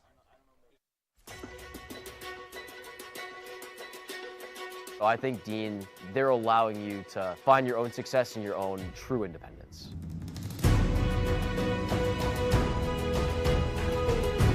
Dean is a whole group of all different kinds of people and communities. Since I've come to Dean, I've learned a lot of time management skills. Our community is especially tight-knit, and the majority of our students live on campus. And you are guaranteed 4 years of housing while you attend.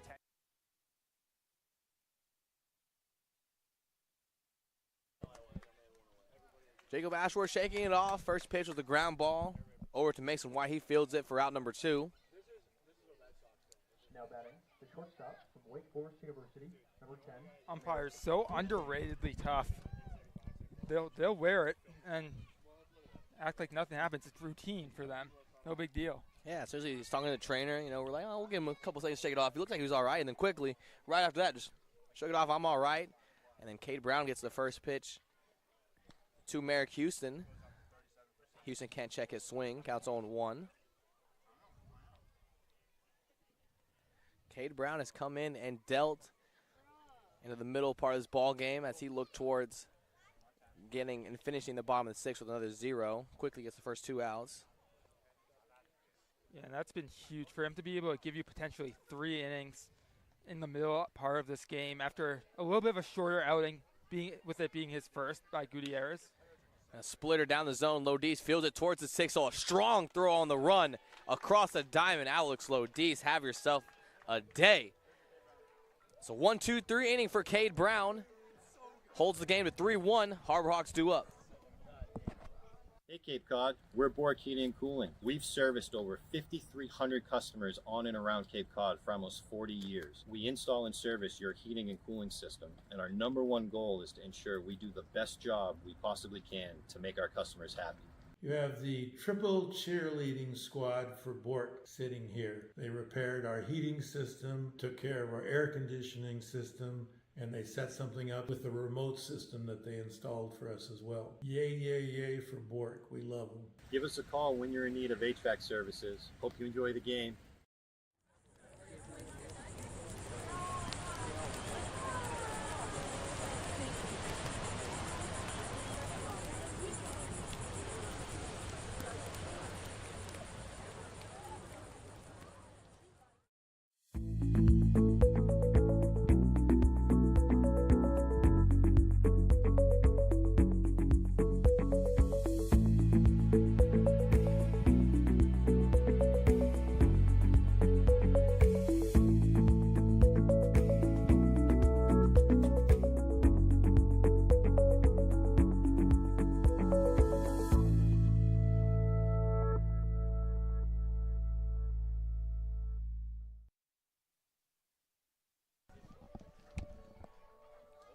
Cade Brown holds the Bourne Braves for another inning of work. It's now 3-1 still.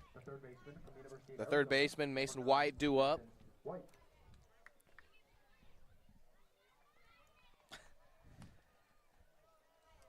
3-1 ball game. Mason White, first pitch, high pop-up, hit straight up into the air.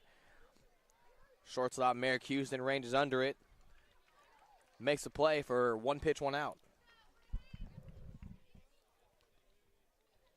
Yeah, Merrick Houston doing a good job of communicating with Barthel there, especially as it went by the second base bag and then continued to mosey its way over closer to the second base bag and doing a good job. It's going to be a drop bunt for Josh Tate. Tries to drag a bunt. That one hitting off the grass and falling left, foul. And Josh Tate trying to use his speed to his advantage, drop one down. Yeah, decent punt. Popped up a little bit, and then it hit the ground fair, but then it had the spin, and it rolled foul. If he had started that ball right kind of on the edge of the infield grass, that would have placed perfectly. So good idea here after one pitch out. 0-1 fastball down the zone. Counts even to 1-1. Josh Tate singled. Back in the fifth. Stranded at third. Fastball down in the zone. Josh Tate trying to go down and get it. 1-2.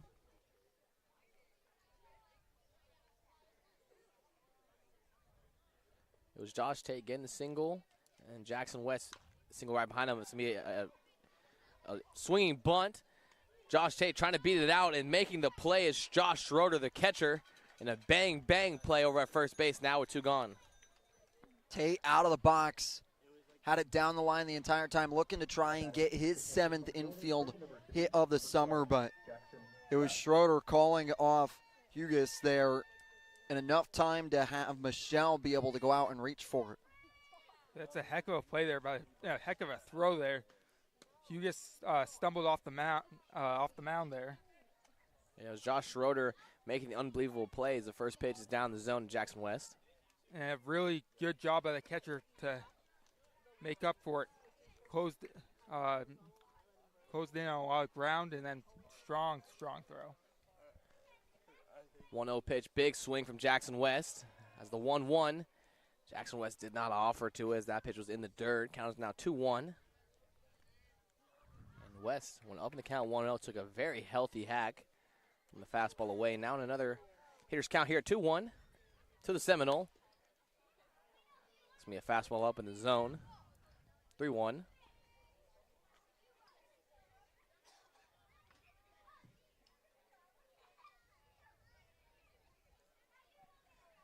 Working out of the windup, Jackson West thinking he had ball 4. That one catching just a piece of that outer half. Now we got a full count here into Jackson West. 3-2, 2 outs. Griffin Hughes trying in a 1-2-3 inning. Fastball up in the zone. Jackson West can't go up and get it.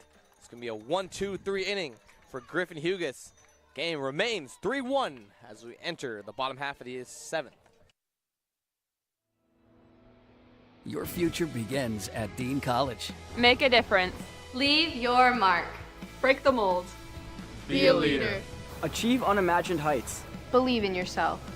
Make lifelong friends. This is your time. Your place. Your home. Your Dean.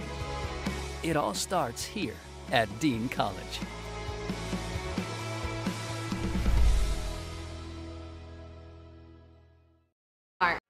Here at the Mass State Lottery, we're known for our monster wins. But there's no bigger win than the $1 billion we provide each year to support all 351 cities and towns in Massachusetts. In our game, we know that supporting local businesses and helping communities is how we all win. Because at the lottery, we're all playing for the home team. The Mass State Lottery. Welcome to the state of winning. Welcome back to Doran Park. Chandler Dorsey takes the mound, the soon-to-be LSU Tiger, transferring out of the South Florida Bulls program. It's on the National Stopper of the Year watch list with how good he was for the Bulls. 30 innings pitched, 3.60 ERA. Through 26 appearances, worked a whip of 1.2. 41 strikeouts to 16 walks. He's a man that hammers the zone, coming in now for his second appearance of the summer for the Hyannis Harbor Hawks. Comes in a big spot with Hyannis trying to keep themselves at a 2-run deficit as they take on them Bourne Braves here in the bottom of the 7th. But for Dorsey, so far through his 1 innings of work, he's done a really good job of hammering the zone and getting called strikes. Be interesting to see what happens for him here tonight. Yeah, 41 Ks, 16 walks in the college season. So kind of high strikeout pitcher, 12.3 Ks per 9. So big arm, and he's in a big spot here, 3-1, it's still very attainable. They get a couple of runs at this point in the game, things can change very easily. So a big kind of high leverage spot despite being down by a couple of rounds. And he's going to try to pick up where Cade Brown left off. For Cade Brown, 3 innings pitched, 2 hits, no runs, no walks, 4 strikeouts. By him, first pitch called strike from Dorsey. Ethan Conrad going to lead off the bottom half of the 7th. Quickly down the count 0-2. And some big scores around the league that everyone wants to be in the know of. Chatham taking down Brewster 7-3. 0-2 fastball, missing arm side from the right-hander, 1-2. Orleans on top of the Harwich Mariners in the top of the 8th, 4-3.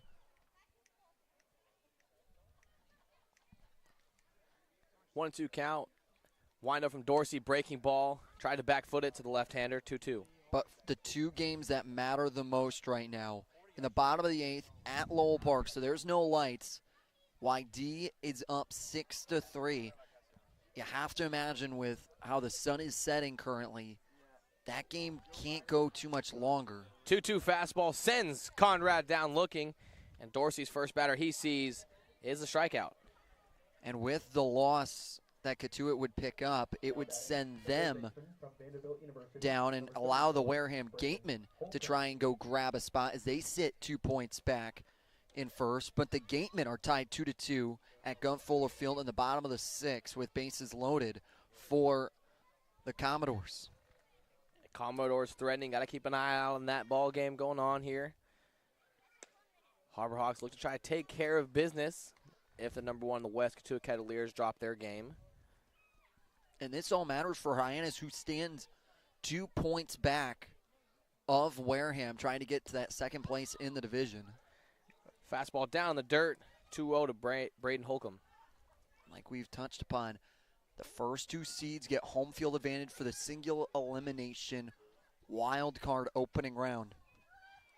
A 2-0, try to break the breaking ball over for a strike, missing arm side, 3-0. We don't have to say it much more because we've been talking about it really all game. It's been one of the main storylines of this team, the difference between them on the road and at home. So that getting that second seed is so pivotal. 3-0 fastball right in on the hands to the right-hander Holcomb. If nothing else, but for the mental side of it, being at home and knowing that, because these guys know that. They might not know the exact record, but they know it, and it definitely is in their minds, back of their heads. 3-1. That one, slider catching the outside corner. Braden Holcomb thinking he had ball 4 there, tosses the bat over, and we'll do it again here at 3-2. Yeah, it's always one of those dangerous plays when you toss the bat on the 3-1, and Jacob Ashworth sometimes will maybe have the zone get a little wider here. 3-2, fastball, swinging, foul tip right into the glove of Jackson West. And the first 2 batters that Chandler Dorsey faces go down via the strikeout. Brandon Holcomb, not a fan of that one.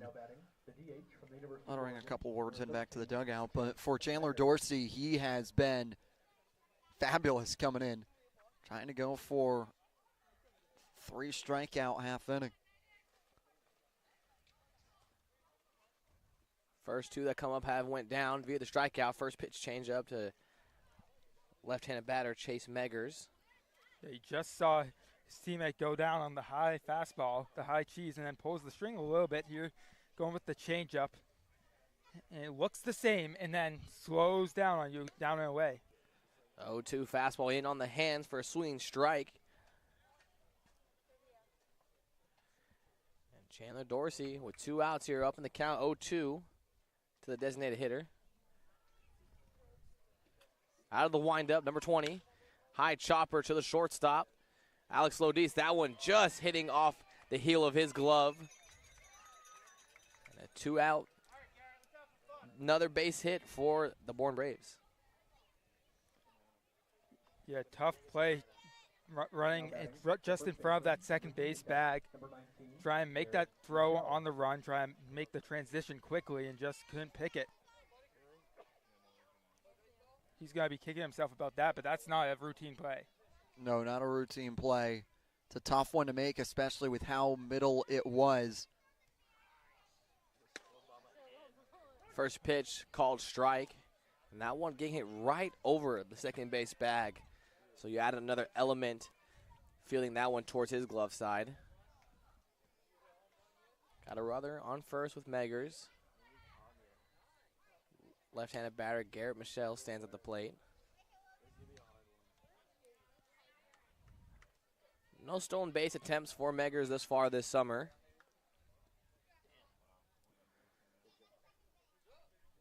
Count is 1-1 to Michelle, who is 0 for 1 on the day, has 2 walks, foul ball straight back into the netting. Dorsey up in the count once again at 1-2. Yeah, and for Dorsey, being ahead is so pivotal. Doing a really good job staying ahead, opening up strikeout pitches. 1-2, 2 outs. Dorsey long hold, slide step, breaking ball just missing arm side. As he pats his chest, apologizing to Jackson West as that one misses away. Counts 2-2. And Jackson West doesn't need to hit leg day. The amount of squats he's had coming up from the crouch has been plentiful. 2 balls, 2 strikes. As another one's fouled straight back into the brick wall.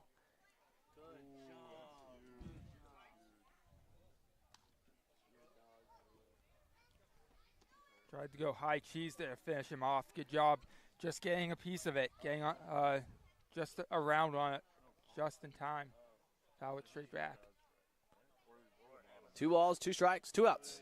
Breaking ball, tries the back foot to use as a chase pitch there, and it's going to be Michelle leaving it downstairs. Full count here. Meggers will be in motion. Totalo not even holding him on. 3-2, 2 outs. Right-hander and Dorsey, left-handed batter in the box, Garrett Michelle. Runner is in motion, slide step, breaking ball. Can't break back in over the plate. Missing up in the zone. Works a 2-out walk. That was a really good at-bat there. Just battling and grinding it out, fouling off a handful of pitches there, and then really good take on a pitch up in the zone, or just barely above the zone. That's not an easy take, especially on a 2-strike count. That'll bring up Josh Schroeder. Now running scoring position over at second base is Meggers, and Schroeder already has an RBI on the day. Score is 3-1. First pitch inside, in at the hips. 1-0. Dorsey ran that pitch inside on Barthel, or Schroeder, excuse me, with Barthel on deck. It's huge for Dorsey. 1-0. Fastball away, foul it off. Over the Bourne Braves dugout and right into the crowd of fans over there down third base line. Another good crowd here at Dorn Park. Beautiful weather. Can't complain. Not too hot, not too cold. Jacob Irons thought about wearing the hoodie, bringing the sweatshirt back on for this game, but weather's staying warm enough for him. That one down the dirt. Schroeder offering to it. Counts 1-2 now. Been a while since we've needed the sweatshirts at all. It's been a hot couple of weeks here. Collecting dust a little bit. Yeah, mine's still hanging up in my car right now, so if I can keep the vest here and sweatshirt there, that's good. 1-2 fastball in on the hands. I just found out my sweatshirt was in my car because it was sitting under our table and tent and keep in my car. Nice. Pulled out the table and tent today. It's like, oh, that's where it is. There you go. That's a good thing that you haven't needed it. Weather has held off for us so far. Past couple weeks. 2-2. Breaking ball. That one breaking in and catching the top part of the zone.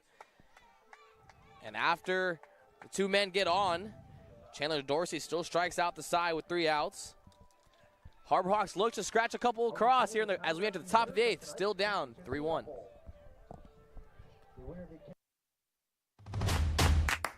This will be your college. This will be your home. This is where you will join a community that supports you, cares about you, pushes you, cheers you on, challenges you, inspires you, helps you reach your dreams. Open your eyes to opportunity and your mind to possibility. Your future begins here. Make a difference. Leave your mark. Break the mold. Be a leader. Achieve unimagined heights. Believe in yourself. Make lifelong friends. This is your time. Your place. Your home. Your Dean. It all starts here at Dean College. Hello there, Cape Cod. We're Bourne Heating and Cooling. We've been around for 38 years and counting and have served over 5,300 customers. We specialize in the installation and service of your HVAC systems. Our favorite part of the job is making sure our customer is 100% satisfied. We've been using Bourne Heating and Cooling for over 20 years now. They've installed our furnace, our central air conditioning, and our hot water heater. Their service department is great, and I'd highly recommend this company to anyone. We hope to hear from you. Give us a call anytime. Go Harbor Hawks!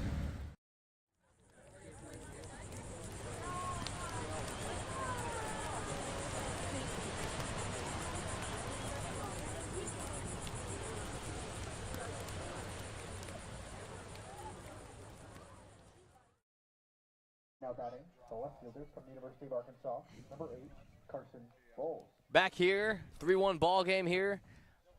Harbor Hawks down to the last 6 outs. Got to look to scratch a couple across here in a 3-1 ball game. It's going to be 9-1-2.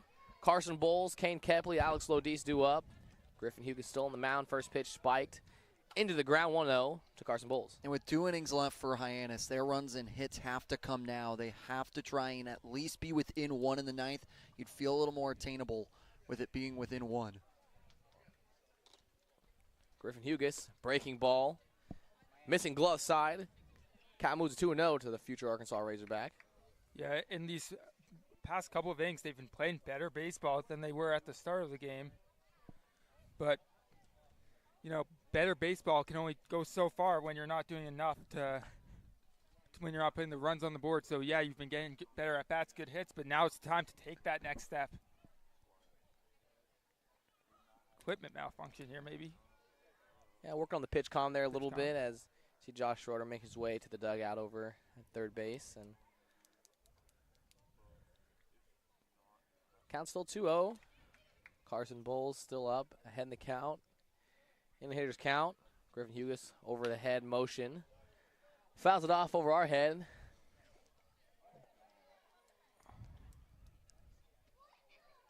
Counts 2-1. For Bowles doing a good job fouling off pitches. Fastball, 90 miles per hour, square in the back to Carson Bowles, and he wears that one, and he'll get the free 90, and the leadoff man is on for the second time for the Harbor Hawks. It's courtesy there from the bat boy, give him a little bit of knuckles. Way to wear it there.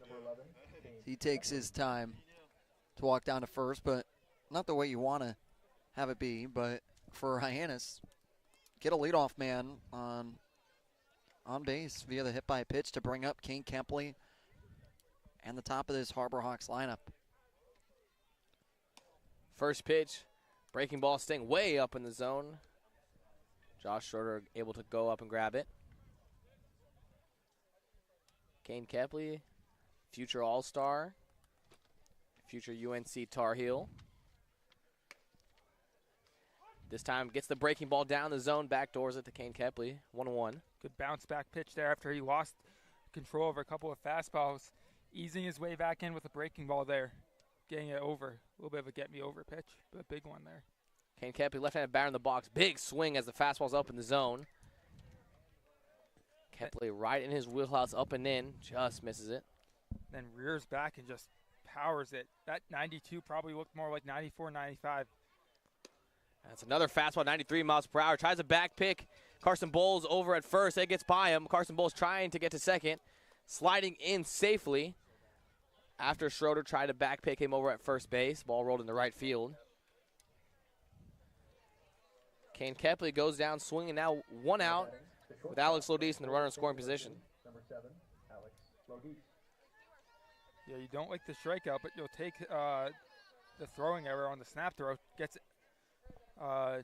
takes you out of a double play situation. Fastball way up and in to Alex Lodis. Yeah, John Abraham starting to get warm, the sophomore from Florida State in the bullpen. Lodis has 4 RBIs this summer. Fastball in on the hands, just catching the corner. 92 miles per hour on the hands to Alex Lodis. That pitch he wanted back as he held on it, understood he wanted to try and go get a swing. 1-1. Hugo's another fastball, working away this time to the Seminole. It's seeming like the fastball might be a bit deceiving to these hitters. Coming up empty here on 93, which is, you know, I couldn't hit it, but these guys. Another 93 miles per hour fastball, missing glove side from the right-hander Hughes. Count is even at 2-2, and to your point, Daniel, I mean, he is doing a great job working the corners in and out, spotting it up low in the zone as well. Count is 2-2, and that's another fastball. And again, Dan Bartolino, you called it on the nails. 92-mile fastball inside. Lodis goes down swinging. Now batting, the first baseman from Yeah, just coming up empty. Is the twilight, the lights are on. Maybe that's causing it a little bit hard to see. Also the motion kind of hiding it a little bit. 2 outs here. First pitch breaking ball. In for a strike to Michael Detallo. Detallo currently leading all active Harbor Hawks with 17 RBIs. He's had that timely hit as he goes up for the fastball, fouls it deeply into right field. For a long foul ball, goes down the count 0-2. Man, for Detallo, gonna have to do a good job of fighting off pitches.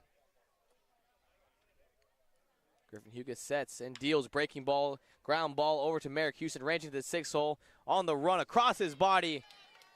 And both shortstops have made it look easy so far for both teams. After the leadoff man gets on, they'll leave him stranded. Harbor Hawks down to the last 3 outs, with the Bourne Braves due up here 3-1.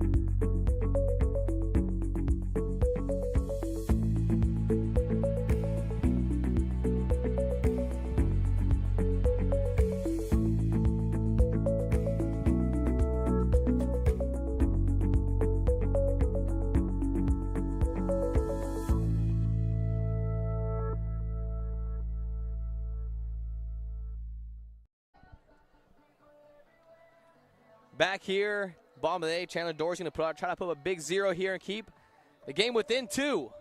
But we'll send it over to Josie Broyles talking about Eric Snow. Thanks, Nico. Yeah, I want to shout out Eric Snow here for a little bit. One of our all-star game players from the Hawks. Also scored the first RBI this game. And I was interviewing him last night, and I was kind of asking him questions along the line of, how did you kind of prepare last season on the Hawks to kind of this year now being a second-year Hawk and preparing for the All-Star game? And I said, are you going into this with any strategy, anything like that? And he told me he doesn't have anything specific. He thinks he's really confident in how he's been performing on the field now. He thinks if he just keeps doing what he's doing, it's really important for him to just, he's worked for it, he's earned it, he knows he's good enough, he knows he's good enough to face all the other best players on the Cape, and he just has a lot of confidence going through with this. And I just found that really admirable, really good for him, and it shows through, on the field. So really excited to see how it turns out. Thank you, Josie, and that has been a guy who's been consistent all summer long, leads the team in average of 366, and the Harbor Hawks want to mount a comeback. It's going to start with him. He is dual leadoff there in the top of the 9th. First pitch from Chandler Dorsey is a strike to Blake Barthel. 0-1 swinging strike. And what have you guys seen from Eric Snow? I mean, all summer long, and this is his second year for you, Jacob Irons. Comfortability. I think that's what you've seen from him, understanding he's been here before. Chandler Dorsey, 3 straight fastballs, sends Blake Barthel swinging. Yeah, and for Eric Snow, that comfortability is huge. Understanding that you've played at Durham Park, now this will be his 7th time here over the post-game stretch as well as the regular season. So that adds a lot to it. First pitch, the left-handed hitter, Mason Neville, out and away, 1-0. Yeah, I think, going into the season, this being my first year, hearing that he was a second-year player. 1-0 breaking ball, backdoors it, 1-1. I think you're going in thinking, all right, he's a utility infielder, a leader. He's going to be able to give advice to these other guys. And he came in a loaded infield, right? You had Wallace Clark, you had John Gazdar, you had York, you had, a lot of guys. 1-1 breaking ball, just down in the zone, 2-1. You had a lot of guys that were, here and that were big names. And he wasn't an everyday player to begin the season. He was filling in, playing different positions, and he just continued to rake. 2-1 fastball, just missing away to the left-hander. He just didn't really cool down. He hasn't cooled down all season long. It's been really impressive to see him go from that, every other day guy filling in to being, your most consistent hitter. 3-1 fastball, missing arm side. And Neville gets his second walk of the day. And Neville is able to earn himself a walk, getting himself aboard. But for Hyannis, big opportunity here, going into an off day tomorrow, trying to get a win to their side. And how you can do that is try and get out of this half inning without allowing any more runs to plate. 1 out here. Once again, Dorsey going to try to keep it here, keep it a bloop and a blast away for the Harbor Hawks at the top of the 9th. Chris Stanfield, lineup's going to turn over. First pitch to him. Strike called inside for Stanfield, looking for his first hit. He swung it well here at Dorman Park against the Harbor Hawks last time we saw him. 0 for 4 in the day, still looking for his first hit. The outfielder out of Auburn. 0-1 in on the hand once again, fouled off, back into the netting. And I think a theme for these road struggles for this Harbor Hawks team is, obviously hitting hasn't been great, but the pitching, which has been decent, there's always that one inning. That one inning, if you could go back and just take that away, it's a totally different story. In this 100% game, D-Bop. we saw it in the third with the 3-run inning for Bourne. You go back, you take that away, and we're talking about a totally different story. 0-2 here to Stanfield. Breaking ball sends him down swinging. And it's been all strikeouts for Dorsey, 5 of them to his name already tonight. But to your point, Daniel, you said it best. If you take away one crooked inning, the Harbor Hawks find ways to win. It's always one inning gets away, and even though it's a 3-1 ball game, this game is no different. You take away one crooked inning, Harbor Hawks win this ball game, and that's been the key to a lot of these road games. And a lot of after the games, we all say all these games feel the same. Jackson West trying to back pick Neville over at first base. He goes back in safely. I think that partially is part of the frustration with this, is because you don't feel like you're playing your terrible baseball. You're just feeling if you could go back and take it and take away that inning, Dorsey up in the count 0-1 to Merrick Houston. Breaking ball in the dirt. Jackson West keeping that one right under him. 1-1 here, 2 outs. We've seen a lot of these types of games too on the road. 3-1, 4-2, 4-3. You're not, the games they have won on the road are the ones that there's been a lot of runs. And 1-1 breaking ball, missing arm side, trying to get the steal over at second base is Neville, and Jackson West throwing him out once again. Another great throw and defensive showing from Jackson West. Chandler Dorsey keeps him there. Harbor Hawks down 2 with the final 3 outs here. Hello there, Cape Cod. We're Bourne Heating and Cooling. We've been around for 38 years and counting and have served over 5,300 customers. We specialize in the installation and service of your HVAC systems. Our favorite part of the job is making sure our customer is 100% satisfied. We've been using Bork Heating and Cooling for over 20 years now. They've installed our furnace, our central air conditioning, and our hot water heater. Their service department is great, and I'd highly recommend this company to anyone. We hope to hear from you. Give us a call anytime. Go Harbor Hawks! Here at the Mass State Lottery, we're known for our monster wins. But there's no bigger win than the $1 billion we provide each year to support all 351 cities and towns in Massachusetts. In our game, we know that supporting local businesses and helping communities is how we all win. Because at the lottery, we're all playing for the home team. The Mass State Lottery. Welcome to the state of winning.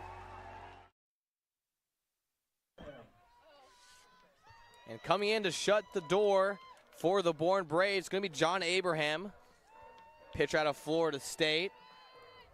As the Florida State superfan, Miss Victoria, going crazy with the flag over there. And he comes in to shut the door and doesn't have a save recorded for the Bourne Braves this summer, but does have one for Florida State this past spring. This will be his 4th appearance, all coming out of the bullpen. And they've used him in short spans, 5 innings pitched in 3 appearances. Only getting up 6 hits, 1 long ball. But so far, he has been amazing for the Bourne Braves, 1.8 ERA. Yeah, for the Bourne Braves, they're looking to shut this door, get back to winning baseball, and they have an ability here to try get back to it and keep Hyannis stifled in the Western Division as well as stifled away from McKeon Park. Yeah. I mentioned it to you guys during the break. The young guy, the one guy on that team that's younger than me, born in 05, but he's pitching at Florida State, making the College World Series, not afraid of these big situations. 25 games, appeared a lot in those games, and he's had a little bit of trouble with control, similar to his teammate that we mentioned earlier seems to have figured that out on Cape. 7 Ks to no walks compared to 42 to 31 walks at school. So this will be interesting here with Snow leading us off. And he's going to be a fastball, changeup, curveball guy. And when you watch him pitch, his fastball works all over the zone. Loves to stay away to right-handed hitters. And that changeup keeps it low, and he does his best when he keeps it low. And that curveball, again, it's going to be all loaned away to right-handed hitters. And he pounds it. He does a great job of keeping balls on the zone. That's why his ERA is as low as it is. First batter he will face is Eric Snow, the all-star we just talked about last half inning. Eric Snow leading the team in batting average so far, and got a single and an RBI in his last plate appearance. The 1-0 to him is a breaking ball. That one catching part of the zone. Top of the zone for a strike. Counts now 1-1 to the all-star.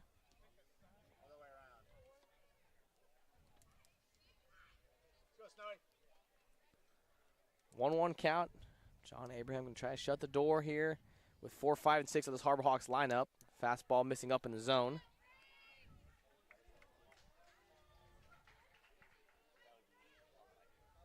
Good job by Eric Snow here in the 9th, staying disciplined, not trying to get jitty and extend the zone. 2-1 fastball away. Eric Snow trying to use his hands, go the other way, fouls it off. John Abram, 2-2 count. Now to Eric Snow. It's going to be Cannon Peebles, a switch hitter, on deck, and then Mason White do third up. 2-2, John Abraham breaking ball down the dirt ball. Drop third strike. And Schroeder will toss it on over to first baseman Michelle, and that's going to be the first out of the inning. Yeah, big first out there, went off speed in the dirt, got him to chase, and you got, the hottest hitter on this team to chase. Now batting, the DH from the University of And that's a huge first out. Leadoff man gets on, and that changes the complexion of this inning. Get that one done. Now you can really start to settle in here. Getting the first guy on is so important in any ball game, especially going into the 9th. It's going to be Cannon Peebles, over 3 on the day. First pitch to him is a fastball, catching that lower inner third. And in 4, Hyannis, once you can get someone on, the tying run stands in the box, especially with the power they've demonstrated over the past 2 games. Cannon Peebles, high fly ball straight up. Catcher Josh Schroeder working back, running out of room behind home plate.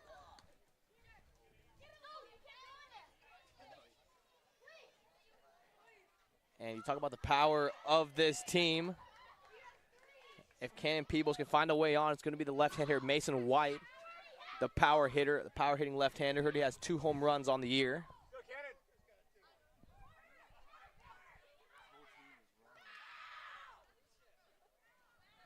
Oh, 2 count here. John Abraham working out of the windup. 92-mile fastball just misses away. Tried to get Peebles a chase and extend the zone, does not. Count is 1-2. Good hold by Peebles there. 92-mile-an-hour fastball. I was flirting with it. Had some good arm side run right there, just missing away. 1-2 count. There's a breaking ball staying up in the zone. Cannon Peebles going down to get it, staying deep into center field. Chris Stanford ranging towards the right center wall and just making the play for a long out number 2. Off the bat, you felt like it was going to be there. 96 miles an hour from Cannon Peebles, and we talked about it.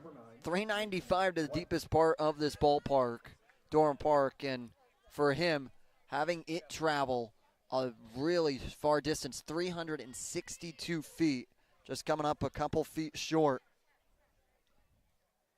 Harbor Hawks are down to their last out. It'll be Mason White. First pitch to him is outside.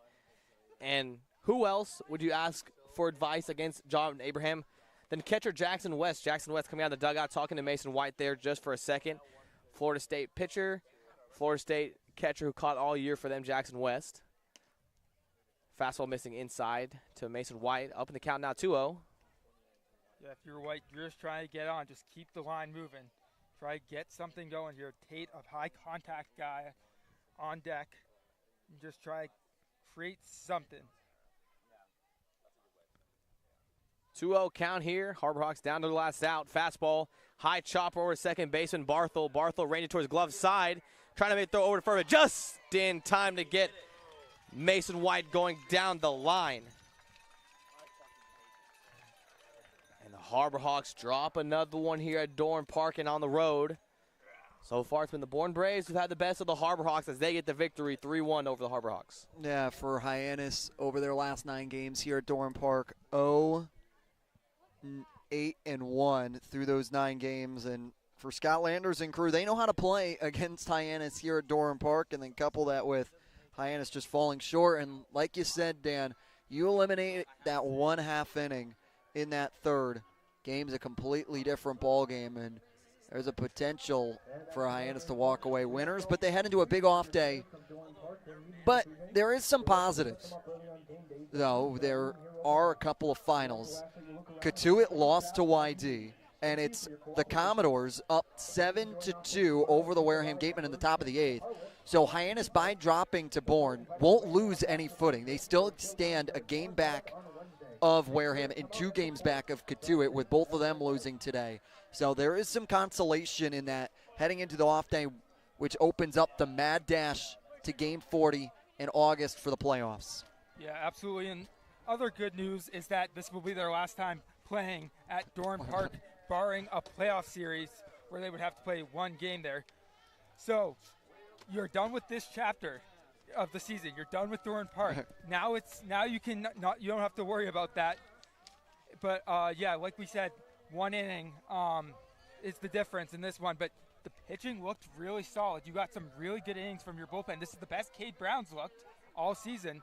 So the bats just got to get going. You have a chance to reset, recharge your batteries, as you mentioned, in a crucial stretch here. We're going to be having a lot of fun baseball coming up here in the next couple of weeks on Kate. A lot of good baseball coming up. Again, chapter here at Bourne Park. Close it. It's going to be a big off day. Get away from the baseball field maybe a little bit. Get to relax. Harbor Hawks do drop another one on the road to the Bourne Braves. For Nico Sharp, Jacob Irons. Dan Bartolino joining us in the booth. Chase Avery, our producer. Sideline reporters Matt Coates and Josie Broyles and Josh Schreiber on his scheduled off day. It's been the Hyannis Harbor Hawks Baseball Network. We'll see you back on Tuesday for more Harbor Hawks baseball.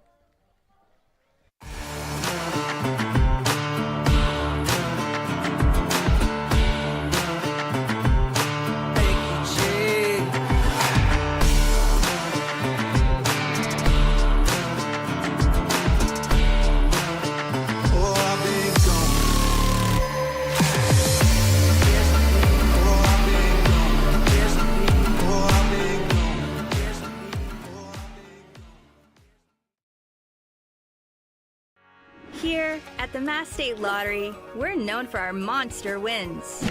But there's no bigger win than the $1 billion we provide each year to support all 351 cities and towns in Massachusetts. In our game, we know that supporting local businesses and helping communities is how we all win. Because at the lottery, we're all playing for the home team.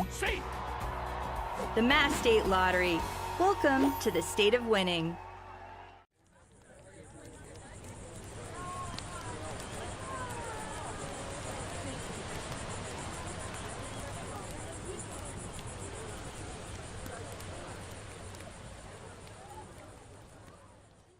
When you need to be seen for a minor illness or injury, Cape Cod Healthcare Urgent Care is here for you with high-quality, full-service walk-in care. ER expertise meets urgent care convenience at our 6 urgent care centers, which are staffed by board-certified ER providers and located Cape-wide from Falmouth to Orleans. Cape Cod Healthcare Urgent Care is open daily and offers a cost-saving option for everything from sprains to stitches, with timely treatment in under an hour for most patients. View online wait times at capecodhealth.org/urgent care. Cape Cod Healthcare Urgent Care. Minor emergencies, major attention.